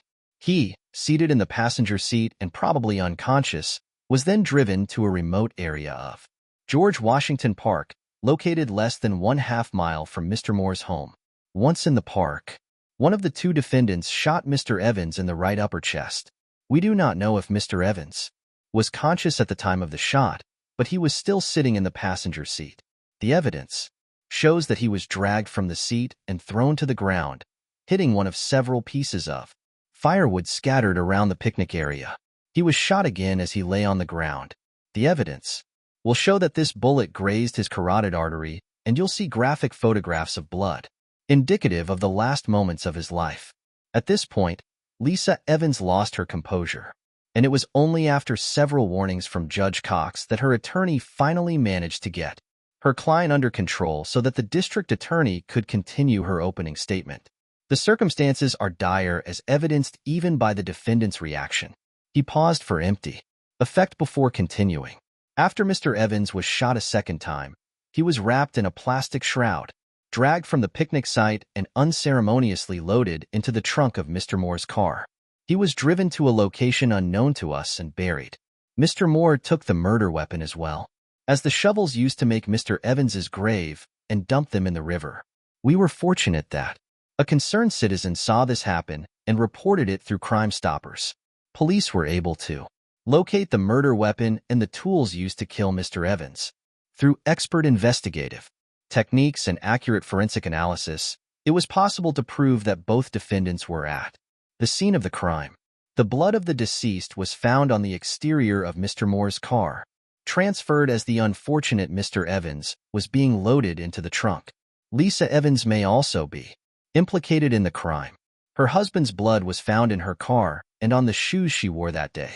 The defense will argue that the two adulterers were nowhere near the scene of this horrific crime. How will they be able to prove that? By their own testimony, of course. Each of them will claim that the other was with them at the time of the murder and therefore could not have been involved. I am sure that this self-serving testimony will not distract you, the jury, from finding them guilty. Basil Smith found it difficult to object to this statement. He tried, emphasizing that the defendants were innocent until proven guilty and that there could be no such evidence in such a circumstantial case. He asked the jury to disregard the prosecutor's opening statement and to rely on the evidence they would be shown at trial. It was a bold attempt, but several experienced court reporters from local newspapers yielded to the district attorney. The first witness was the department's computer expert, who testified that he had discovered emails and maps illustrating the route taken by Mrs. Evans when she met with Mr. Moore for illegal purposes.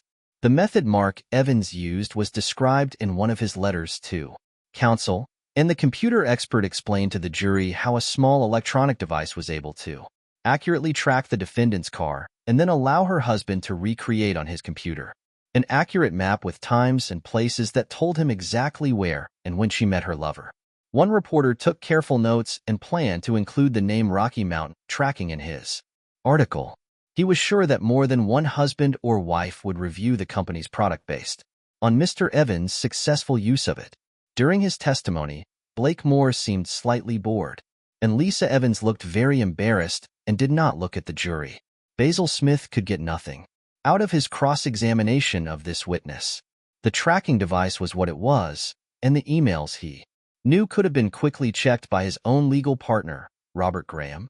Interrupted for an extended lunch, the trial resumed in the afternoon with testimony from the 911 operator and the two patrolmen who had responded to the first call.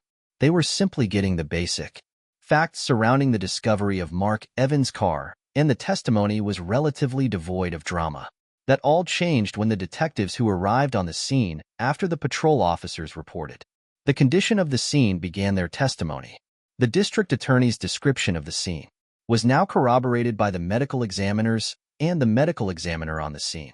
Their descriptions were clinical and accurate, illustrated by large photographs showing bullet holes, blood, and drag marks leading to the paved road. The medical examiner described the amount of blood that he believed was distributed throughout the scene. There was no way to physically measure its volume because it had been absorbed into the sand and upholstery, but he estimated that it amounted to 3 to 4 pints, a good percentage of the approximately 10 pints contained in the human body. His most effective testimony, however, concerned 4 separate streams of blood that stretched from the area of the bullet hole in the blood-soaked block of firewood. He testified that they indicated that a major artery had been severed and the force generated by the victim's heart was pushing the blood jet away from the body. He testified that the length of each of the 4 separate jets was decreasing, indicating that the heart was losing its ability to pump blood. It was when he said that this proved that the victim was in the process of dying that Lisa Evans lost control of her emotions again. She screamed, "No, Mark can't be dead." Lisa burst into uncontrollable tears, and when it became apparent that she would not be able to control her emotions for some time, the judge adjourned the trial. The trial was adjourned until 10 a.m. the next morning. The second day of the trial began in the same manner as the first, at 10 a.m. The medical expert took the witness stand again, but little additional information was provided. He talked mainly about the tests that had been done on the blood samples that had been taken. After 15 minutes, the prosecutor, District Attorney Jeff Bagdon, ended the questioning and the witness was turned over to the defense attorney. Rising from his seat and taking a few steps toward the witness, defense attorney Basil Smith quickly looked around to make sure his client, Lisa Evans, was in control of her emotions and was not going to disturb the court again as she had the day before. He knew she had been prescribed something sedative, but he was still afraid she might interfere with his cross-examination of the witness. He was pleased to note that so far she seemed to be sitting quietly in her seat. He knew he would have to refute some of the medical examiner's testimony from the day before, as it was very graphic and gave the strong impression that the shooting in the park had been completely callous, almost an execution. He began. "You stated that Mark Evans lost between 3 and 4 pints of blood in the park. At the same time, you stated that it was impossible to say exactly because of the conditions, and that this was simply your estimate. Isn't it possible that the blood loss could have been between 1 and 2 pints, depending on how the blood was distributed around the site?" The medical examiner, known as a conscientious professional, thought for a few moments before saying, "It's unlikely, but not impossible." Basil Smith was silent for almost a minute, giving the jury a chance to realize the medical examiner's admission. Then he continued, "What you described as Mark Evans' fatal injury could have been less fatal if someone had administered first aid immediately. Do you agree?" Again, the medical examiner thought for a moment. Before answering, "My answer is the same as your last question. It is unlikely, but not impossible. Medical attention would likely have been required within minutes of a wound of this nature. There is no evidence that this happened." The defense attorney quickly said, "There is no evidence that assistance was offered, but as you say, it is possible." He dismissed the witness, satisfied that he had secured a couple of small concessions from him. The next witness was one of the forensic scientists who specialized in guns and ammunition. He testified about the recovery of 2 bullets, one from a seat and one from a deck of firewood. He testified that the ammunition was of a type known as full metal jacket, and that it is often used for target shooting and is a standard for the military. The bullet recovered from the car struck a metal seat support and was badly deformed. But the second bullet recovered from the firewood was in very good condition. Matching it to the weapon recovered from the river was very easy. Basil Smith had done his homework on ballistics and the science of how bullets react to human bodies. He asked, were the bullets checked for any remnants of bone or flesh through which they passed? Before extraction? He knew that such a test could even determine which body organs the bullet had hit. The technician confirmed that such tests had been done and continued. We found almost nothing on the bullets except traces of blood. The bullet fired into the car seat, went through about 2 inches of various layers of padding and fabric. We think that may have cleaned it up. It's a similar situation with the second bullet that got lodged in the firewood. The bullets themselves were typically used by the military and had a GMCS or gilding metal copper steel jacket around the bullet core. It's a copper alloy with a small amount of steel added to it. He went on to explain that this jacket is much stronger than a standard all-metal jacket, which is usually made up of copper. This testimony was both good and bad for the defense. He conceded that there was no evidence that the bullets actually passed through the body, but the circumstances and style of bullet that was used tended to explain the situation. The hope that the gun could be traced was also doomed. The gun was checked against state and national registries, and all that could be found was that it had been sold at a gun show 20 years ago. No record of the buyer was kept. The only thing Basil Smith was able to get was confirmation that no fingerprints or DNA from the defendants were found on either the gun or the casings. It turned out that anything that hadn't been washed away by river water had been wiped off before the gun was disposed of. It was a small admission, but it still felt good to him. Another technician talked about checking the 2 shovels that had been found. There were no fingerprints or DNA evidence, but both shovels were branded Moore's Landscaping. He also testified that, pursuant to the authority granted by the search warrant, he inspected Moore's Landscaping's premises and found 14 other shovels with identical branding. Cross-examination of this witness was of no avail. The parade of witnesses from the Forensic Science Department and detectives from the police department continued all morning and into the afternoon. The only serious cross-examination of Basil Smith occurred when one of the technicians described the recovery of blood samples from Blake Moore's car. The technician testified that he found blood dripped behind the license plate, as well as a smear he found on the foam trunk seal. The question quickly arose, could these smears and drops have been planted by a third party? The technician was forced to admit that it could have been, and Basil Smith returned to the defense table with a smile on his face. Things got a little more complicated when the testimony of the last technician who had been at Lisa Evans's home was brought in. Blood was found in the interior of her car, and later more blood was found on the sole of her right shoe. Assuming the blood was planted was more difficult. However, he got the technician to admit that there was no way to determine whether the blood had been transferred from the shoe to the gas pedal or vice versa. The lawyer hoped that the slight doubt caused by this apparent statement would allow the jury to disregard this evidence against Lisa Evans. As the continuous parade of prosecution witnesses gradually waned, the conclusion of the last of the witnesses' testimony coincided with the end of the afternoon session of the trial. As a result, the third morning began, with the defense getting a chance to present its evidence. The local newspapers that evening continued to print their usual articles about past trials involving adulterers and stories based on court gossip. There were a couple of serious articles about the trial, which suggested that the authors felt that the defense would have great difficulty in countering the totality of the evidence presented by the prosecution. They also suggested that since there was no body, a conviction would be difficult, especially given the defense's alleged strategy of casting doubt on whether Mark Evans was really dead. Judging from several instances of cross-examination of prosecution witnesses by defense counsel, it was obvious that this was Basil Smith's goal. As the first defense witness, defense attorney Smith called a recognized expert in blood analysis. His name was Dr. Wilbur, and he had been hired to give expert testimony at many trials. He was quickly asked, "What do you think of the testimony of the medical examiner who talked about the blood evidence in this case?" Dr. Wilbur put on his glasses and turned to a small notebook. he was holding. I believe that a much better job could have been done in collecting the blood evidence. If the blood-soaked soil samples had been properly analyzed, a much more accurate estimate of the total amount of blood at the scene could have been made.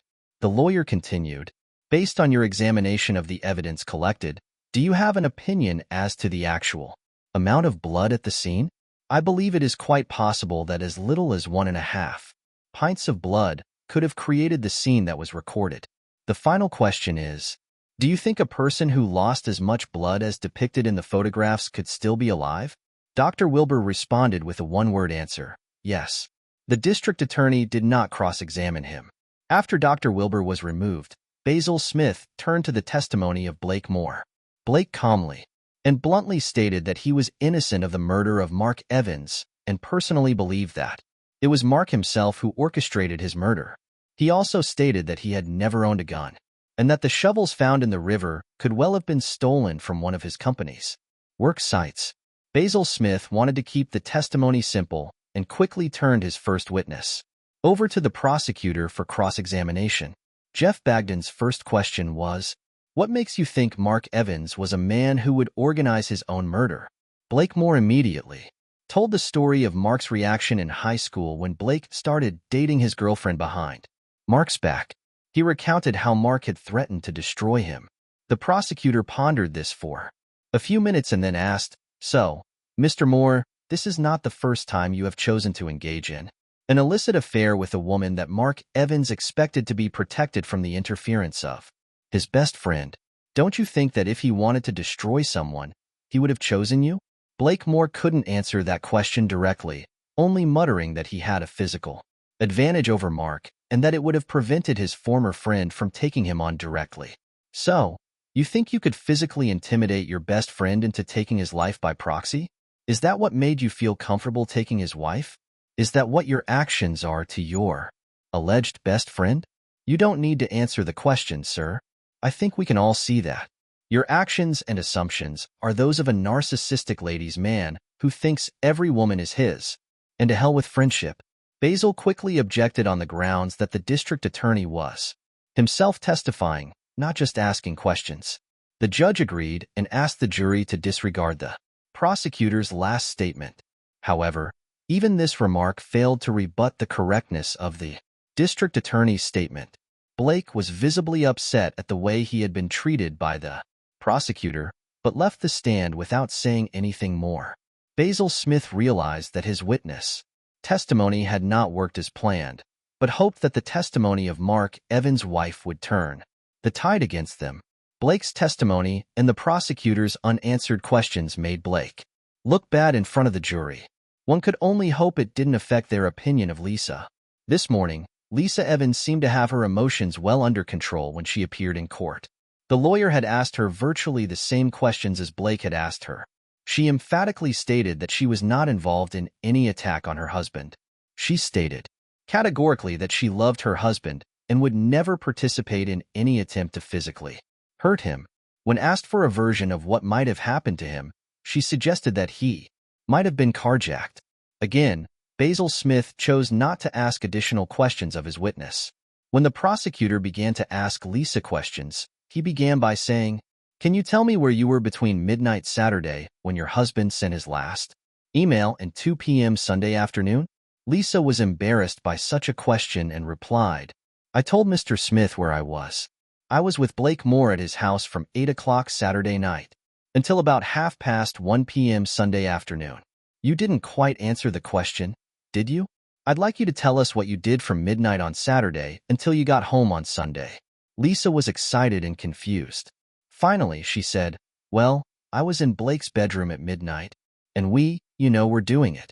She was forced to finish the sentence because the prosecutor kept suggesting she continue at every hesitation. How long did it, shall we say, go on? He froze waiting for her answer. We eventually went to bed at 1 o'clock. It was probably a little after 1 o'clock. Lisa was again very embarrassed as she answered. So from midnight to 1 o'clock. You were doing this, and then you went to bed. Then what? Please continue the chronology. Well, we slept until about 5:45, I think. I remember getting up to go to the bathroom. The district attorney asked. Was Mr. Moore there in bed when you woke up? Please continue. Yes, he was there. We got busy again and went to bed around 6:30 and then got up around 11 a.m. Her answer started slowly, but as she spoke, the words came out faster as she was obviously anxious to finish her statement. So when you came back from the bathroom, Mr. Moore started doing it with you, and that lasted until about 6:30 a.m., after which you both went back to bed. Is that correct? Is that how it happened?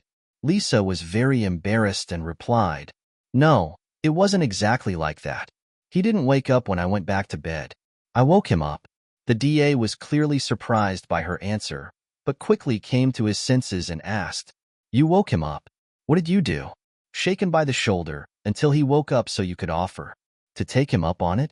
Lisa looked embarrassed and replied, No, I mean, he was already ready. She seemed to be struggling to squeeze the words out of herself as she gave this answer.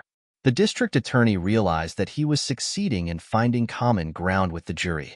As the 4 female jurors clearly seemed offended by her answers, he decided to continue this line of questioning. Tell us how you woke him up, whether you shook him by the shoulder.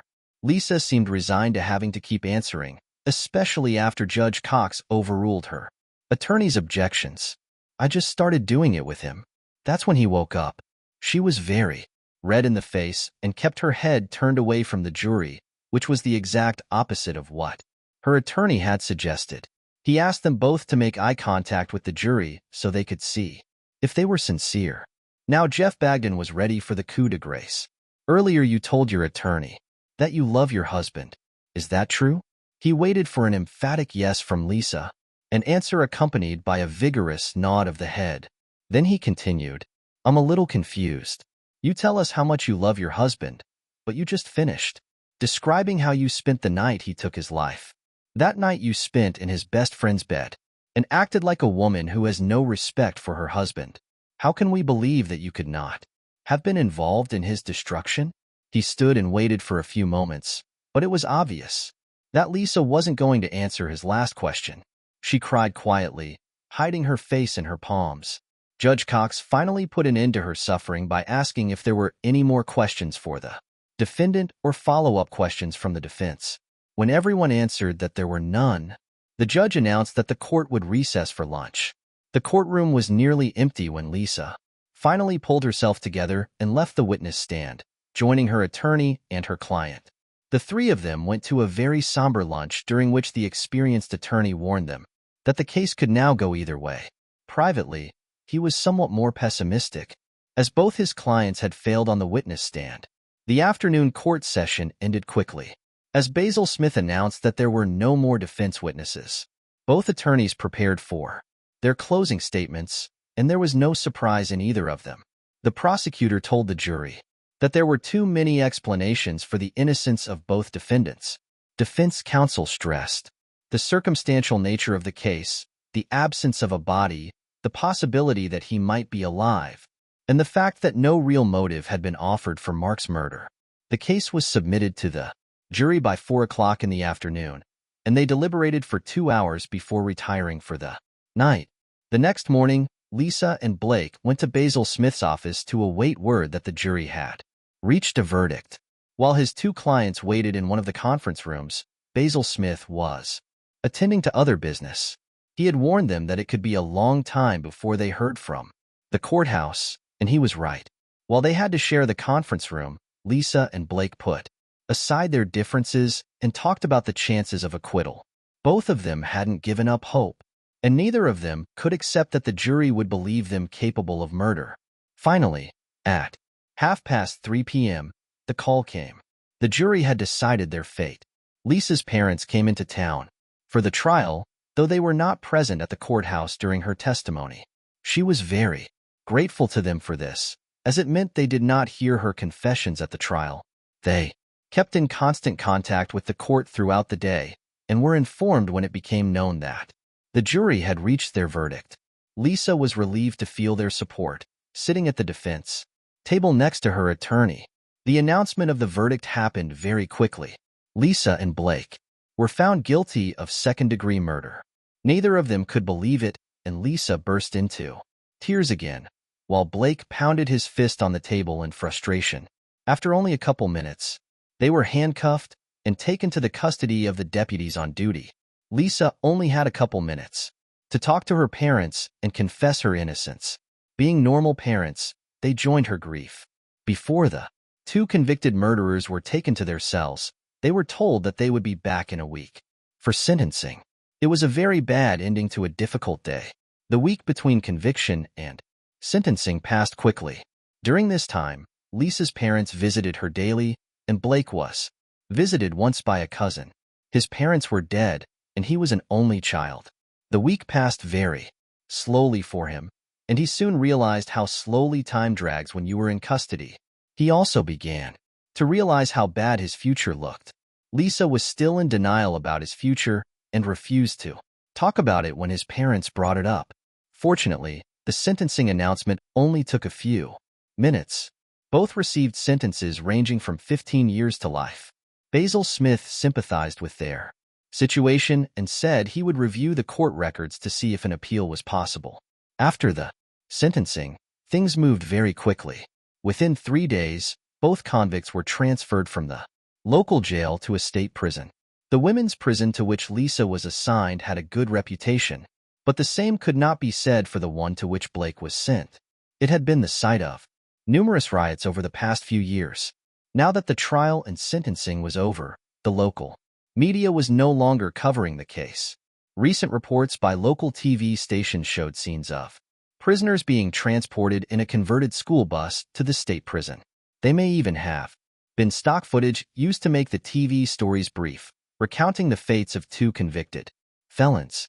A few days later, there were new disasters and new crimes that caught the attention of news anchors. Lisa Evans and Blake Moore seemed to disappear off the face of the earth. A couple months after the verdict, Basil Smith joined Jeff Bagden for a drink after a new case brought them back together. The Evans murder case had kept Basil Smith busy from time to time, and he told Jeff, "You really did pursue them. To tell you the truth, I was surprised when the convictions were handed down. I came to the conclusion that they were probably innocent since they never once backed down from their stories." Jeff sipped his brandy before replying. 12 of their peers didn't believe their explanations. I try not to take these cases personally, though it's almost impossible to do so when it comes to crimes that are too horrible or children. This case wasn't the worst I've ever handled, but it wasn't one where I could generate much sympathy for the defendant either. It only works if we have a jury decision. Basil Smith thought about his tablemate statement and said, "I guess you're right, but this case still bothers me." About a year later, there was a small item in the news about a major disturbance at the men's prison. As he read the article, Basil Smith singled out one name, and it made him think about the case again. Blake Moore had been stabbed during the riot and had been transferred to the hospital for treatment of a collapsed lung. The article stated that he was in serious condition but would survive. It had been almost 18 months since the convictions of Lisa Evans and Blake Moore for the murder of Mark Evans. Enough time had passed that even Basil Smith rarely thought about the case that had kept him busy for the first year. After he had represented the defendants, he had scrutinized the transcripts several times in his spare time, but could find no legal grounds for appeal. There was not a single error in the law that he could use to the advantage of the two convicted murderers. It was a relatively quiet Wednesday morning in the New York office of the Innocence Project. The receptionist had just returned from her morning coffee break and was taking a moment to check her appearance in the small mirror when a FedEx courier came to her desk with a package. It was one of those large padded envelopes that are regularly used for inter-office delivery of information and products that business and industry simply can't do without, and which should have been delivered as early as yesterday. The secretary signed on the electronic notepad offered to her, and then watched as a young man dressed in a summer uniform of t-shirt and shorts walked out of the office. Only she herself could know the nature of her thoughts, but the mischievous smile on her face would have given a clue to anyone who witnessed the whole thing. In this case, the only person in the reception area was an attractive young black woman sitting behind the receptionist's desk. The package was addressed simply to the office, so she opened it to determine how the contents should be disposed of. Inside, She found a DVD, a sealed black plastic bag with a biohazard label, and a multi-page letter. Since she had no pressing business to attend to at the moment, she began reading the letter. It took several minutes, and the gamut of emotions that flashed across her face as she read the letter would have intrigued any observer of what was going on. No one else entered the office after the stout FedEx man left, so her expressive reactions again went unnoticed. When she finished reading the letter, she sat defensive for a while, then picked up the phone and pressed one of the intercom buttons, waited a few seconds, and then said, "Tony, could you come out to see us for a minute? We just received a package that I think you'll be interested in." She sat and listened for almost 15 seconds before she continued, "Yes, it seems to be something the team can work on. It deals with several murder convictions that apparently need to be overturned." About a minute later, a tall, red-haired young man in a white, short-sleeved shirt and worn jeans came out of one of the offices overlooking the reception area, thanked her, taking the package, and disappeared again behind the door from which he had emerged. The comfortably dressed young man was Tony Kelly, a recently graduated lawyer who felt that before he started chasing a high-paying associate position at a Wall Street law firm, he should devote some time to the public good. He'd been at the Innocence Project for almost a year, doing mostly basic legal research for the more senior lawyers who'd founded the office a few years earlier. While he knew he wasn't going to stay there for the rest of his career, he enjoyed making a difference in the lives of those who had been wrongfully convicted of serious crimes. Returning to the comfortable swivel chair behind the relatively cheap plywood desk, he placed the contents of the FedEx envelope on the bureau and picked up the letter, taking a quick glance at the DVD and sealed package. Leaning back in his chair and placing his Nike sneaker-clad feet on the corner of the desk, he began to read the letter. The letter was typed on the computer in an easy-to-read font, and he quickly immersed himself in its contents. The Innocence Project, New York, regarding the convictions for the murders of Lisa Evans and Blake Moore. I don't know where to begin, so I'll start at the beginning. That way I can put things in order and hopefully not forget anything important. My name is not important, but the information I have been asked to give you could make a real difference in the lives of not only the two convicted murderers named above, but also in the future well-being and happiness of 5 other people, one of whom is me. I will begin with the day almost 15 months ago when, in response to an ad I placed in the local newspaper, a man walked into me from the street. I was looking for a computer-literate person to join me in my small computer services company. A short interview revealed that he knew at least as much about computers and their use in business networks as I did. I have since learned that he knows even more than I do. In any case, I hired him right away. This man, who I will refer to as Mark throughout this letter, was probably the quietest person I have met in a while.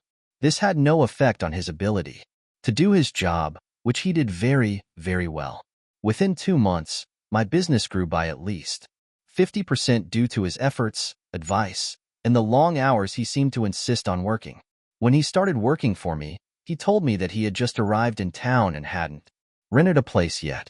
Since my business was still in its infancy, I was thinking about renting out the basement room in our house for extra income. I wanted to be able to put the profits from my business back into it so that it would grow and eventually provide a living for me and my young son. I knew I was taking a risk when I rented the room to Mark, but something about him convinced me that he was no threat to us. We began a routine that continues to this day, although it has changed in its dynamics. He spent the first 3 months in that bedroom in the basement, though he ate with us and we commuted to and from work together every day. At first, he always went back to the office to work extra hours that he didn't ask to be paid for. He always told me that he would rather spend that time being productive than in front of the TV or sleeping. Over time, our relationship evolved from a boss-employee relationship to one of friendship and eventually to what it has become now, a loving family relationship. My son calls him Dad, and it is true in every way. From the very beginning, I knew something was bothering Mark a lot.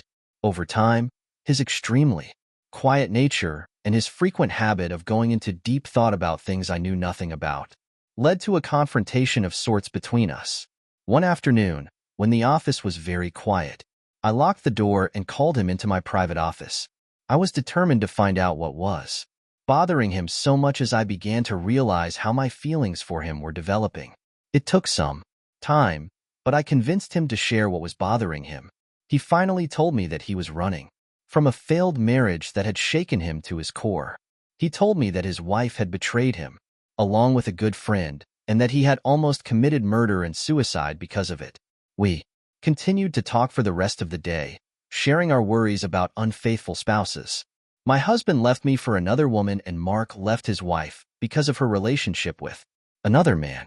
We had common ground and our conversations seemed to help him overcome one of the last obstacles he faced in getting over his past life.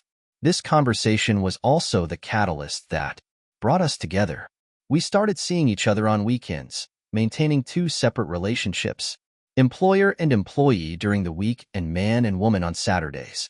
After a month of this relationship, it got to the point where it didn't make sense for him to keep his bedroom in the basement, and he moved into my bedroom with me. From then on, we became a family, although I still felt like he was hiding something from me. We continued our relationship, growing as a couple.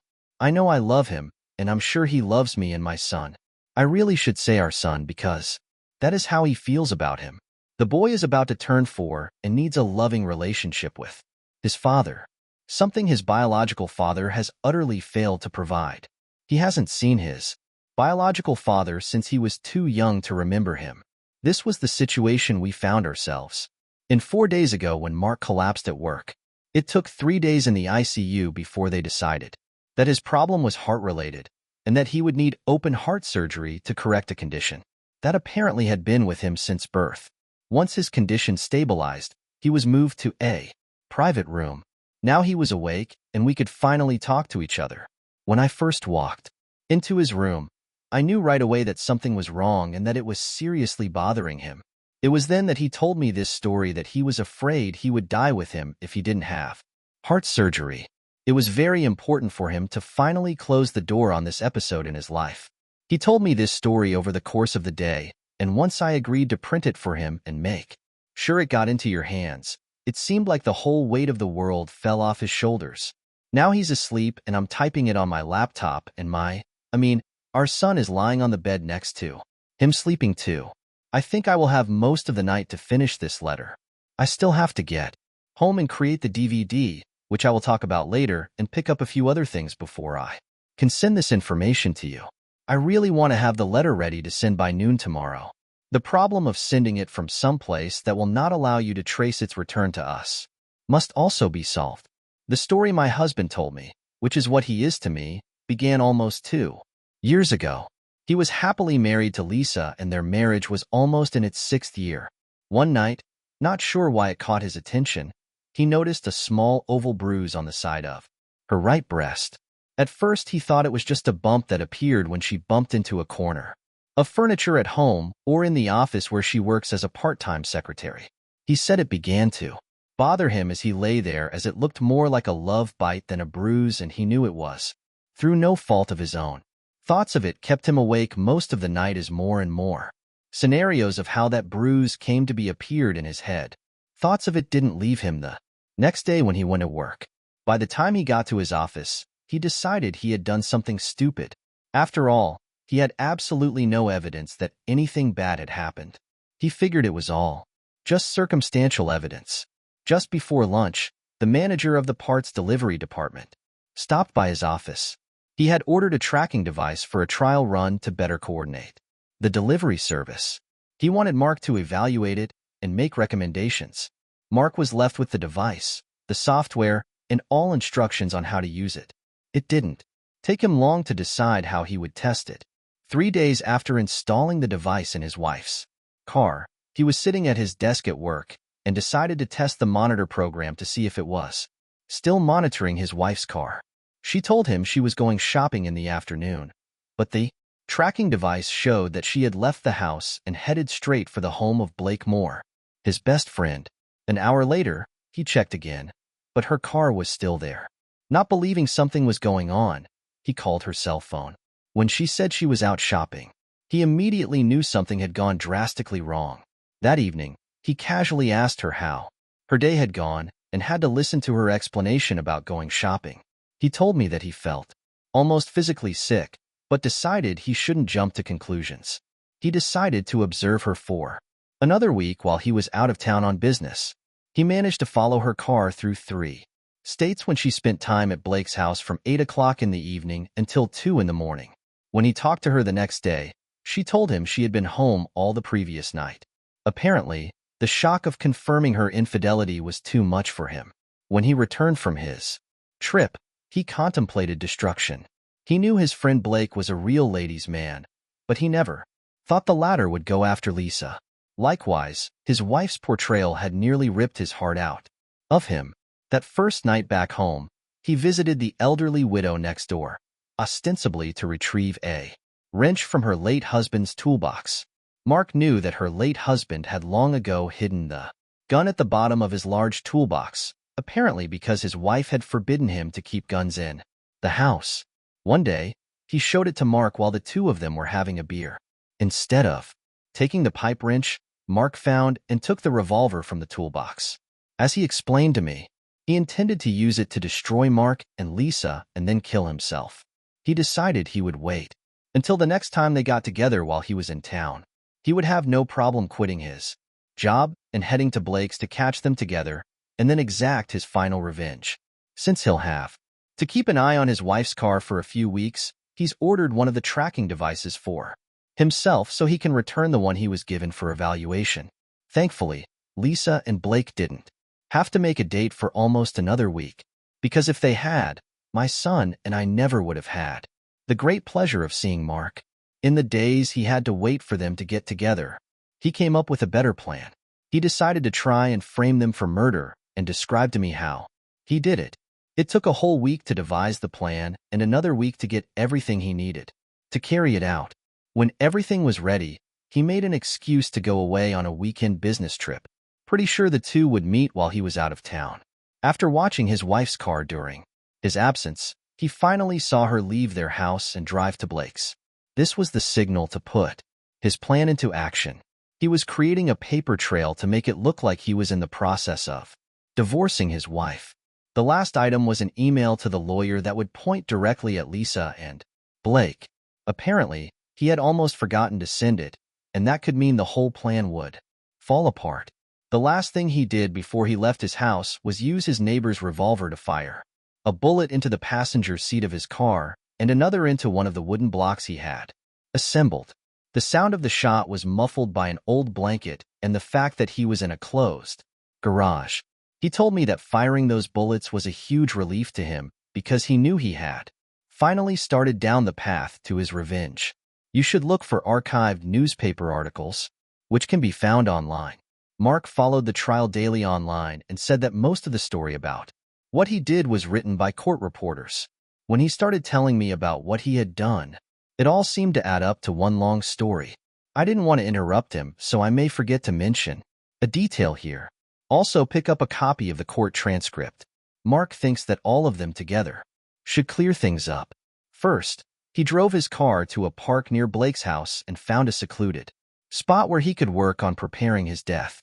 A large gym bag was full of everything he had accumulated for his plan, and he spread it all out on a picnic table, which he covered with an old blanket.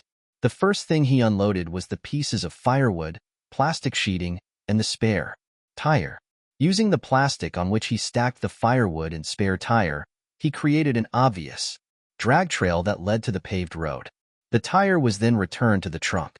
The firewood was spread around the picnic area and the plastic was removed.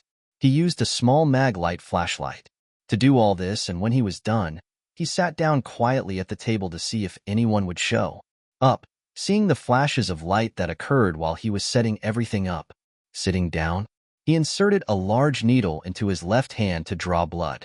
He was able to buy everything he needed at a medical supply store, saying he was taking care of his elderly mother. The blood was collected in a homemade plastic bag, and the only thing he feared was that the blood would clot too much before he could dilute it with distilled water and pour it where it needed to go. It took him over an hour to collect almost 2 pints of his own blood, most of which he diluted with a pint of distilled water. The first thing he did with all the blood was fill a small plastic bottle and use it to spray the blood in a pattern that he hoped would resemble an arterial jet. Most of the remaining blood, mixed with water, was smeared on the car seat and the ground to give the impression that someone had lost a lot of blood. Some more whole blood was used to fill the bullet hole in the firewood and the hole in the passenger seat upholstery. I hope I'm getting the details right because I don't really feel like waking him up to read this to him. He needs his rest as he is scheduled for surgery tomorrow afternoon. I pray that there are no complications and that he gets through the surgery, regardless of whether I have all the details correct. There remains the matter of the DVD I'm going to make for you. Mark took pictures, sort of before and after pictures on his digital camera, as he did everything there in the park. He said there were even pictures of him drawing his own blood. I haven't seen them, but he gave me a password so I could access the photo files on our server at work. They've been sitting there since he started working with me, which I never knew about. His souvenirs, as he called them. Apparently the pictures turned out pretty good, although he had to take them by the light of his little flashlight. He was afraid someone would see the flash if he used it. Anyway, when he was done with the car and the blood in the park, he packed everything in his gym bag and walked out of the park. There was an old car on a side street that he had bought for the purpose, and he told me how he almost got to it. Despite drinking lots of fluids and taking supplements, when he got to the car, he was very dizzy from blood loss. He rested in the car until almost 6 in the morning, but knew he still had to drive to Blake's house to finish the job he had started. Lisa's car was still there, which he had in no way expected, and it was unlocked. He figured that was a real bonus for him, as he managed to squeeze a couple drops of blood onto the gas pedal. As he moved from Lisa's car to Blake's car, he realized that there was a dim light on in Blake's bedroom, and he was very scared that one of them had seen him. As soon as he smeared blood on Blake's car, he hurriedly drove away from there. From Blake's house, he went to the payphone on the opposite side of the park. Just after sunrise, he used the payphone to call 911 to report his car. In the park, he installed a professional model voice changer phone device purchased from a spy store in Pittsburgh and used it so that they would mistake him for a woman. It worked pretty well, as it allowed him to change timbre, tone, and pitch. He then went to a dock on the river, where he lowered 2 Blake shovels and a revolver into the water. When he had done all this, he told me that he felt very exhausted. He thinks that up to this point, he had been feeling a rush of energy from the realization that nothing had gone wrong in his plan. There was a small motel about a mile away where he had already rented a room, and he went there to keep a low profile and rest. He spent 2 days there taking supplements and eating energy bars. I'm a little confused about the timeline, but at some point he came out with his voice changer and made another call. This time as an old man. That call helped the police find the revolver he had discarded. That's probably all he told me. I will read it to him in the morning and correct any mistakes. I really hope that when he sees that I have everything ready to print, he will be much calmer.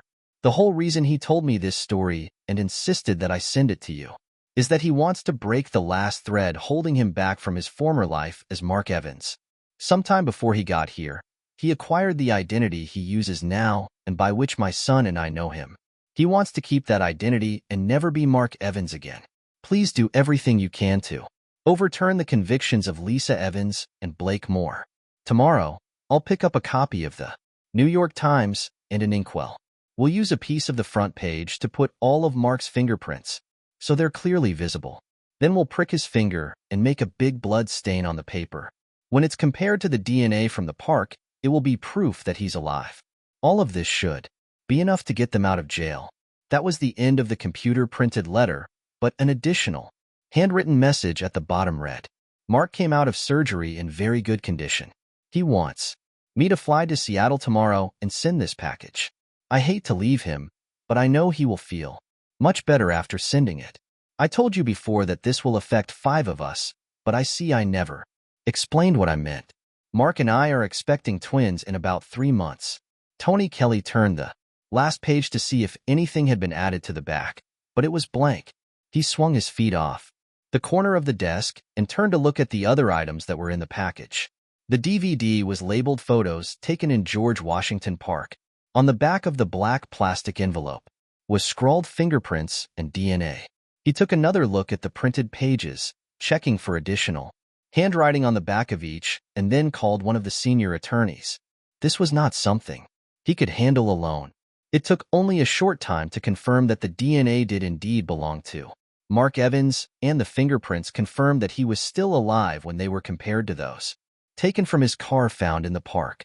Faced with irrefutable proof that two men had been convicted of a murder that never happened, the state attorney general and governor expedited their release.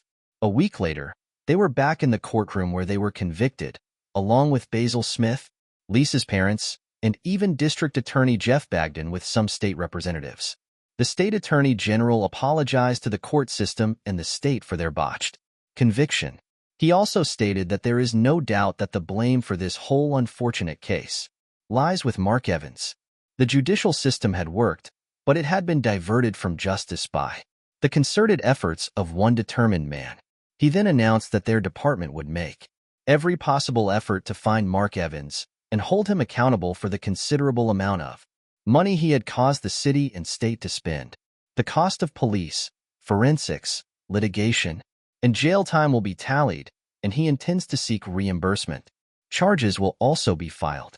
However, when asked by a reporter if they had any idea where to start looking for Mark Evans, he only shook his head.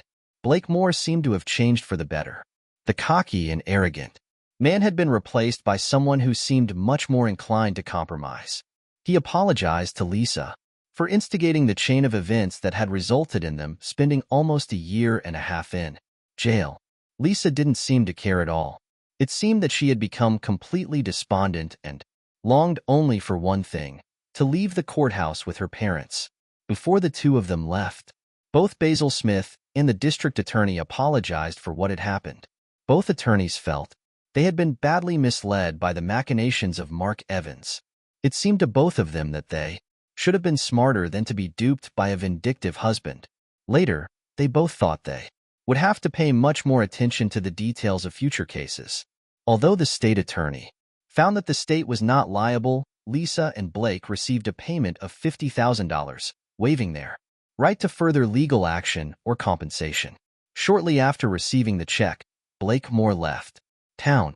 His business went bankrupt and his house was sold to pay his legal fees. There was nothing else holding him back. The only thing he said to Lisa after they were handed the checks was, "Mark really screwed us over, didn't he? This check is only a fraction of what my house and business would be worth if he hadn't found out about us. I hate to say I told you so, but I knew he was setting us up." Lisa was still only a shadow of her old self. She had lost the house she and Mark owned to non-payment and foreclosure. She had also lost weight in prison, but had acquired what could be called wrinkles of worry that weren't there before. She looked hopelessly lost and accepted the check as if it were just a piece of paper. Slipping it into her purse, she said, "I think we deserve it, Blake. I don't even care about the time I spent in jail. It only cost me 18 months of my life, but I lost Mark forever." She left with her parents without even saying goodbye. 2 weeks after cable news ran a story about Lisa and Blake's release, a large envelope arrived at attorney Basil Smith's office with a courier. Inside was a short note to the attorney and a sealed envelope addressed to Lisa Evans. He made an appointment to give her the letter on his way home. At exactly 5 o'clock that evening, the lawyer knocked on Lisa's apartment. After a short and polite conversation, he left her standing at the door, looking at the envelope with apprehension and a little hope. Finally, taking the envelope to the kitchen and looking at it for a few more long seconds, she opened it. The familiar handwriting on the envelope told her that it was a letter from Mark, and she realized that she simply had to read what it said. "Lisa, I would like to apologize for letting you spend so long in jail. I've never been vindictive, but having you and Blake betray me has practically driven me crazy. My new life and the happiness I found has finally made me realize that until I freed you both, I was a prisoner, just like you. I know the authorities will be looking for me for some time to come, but I am confident that I am safe in my new life, with my new family. Good luck to you and goodbye." The short letter slipped from her hand and flew to the floor, taking with it the last faint hope of reconciliation with Mark. Thanks for watching. I hope you enjoyed it. So subscribe to my channel and watch the next video.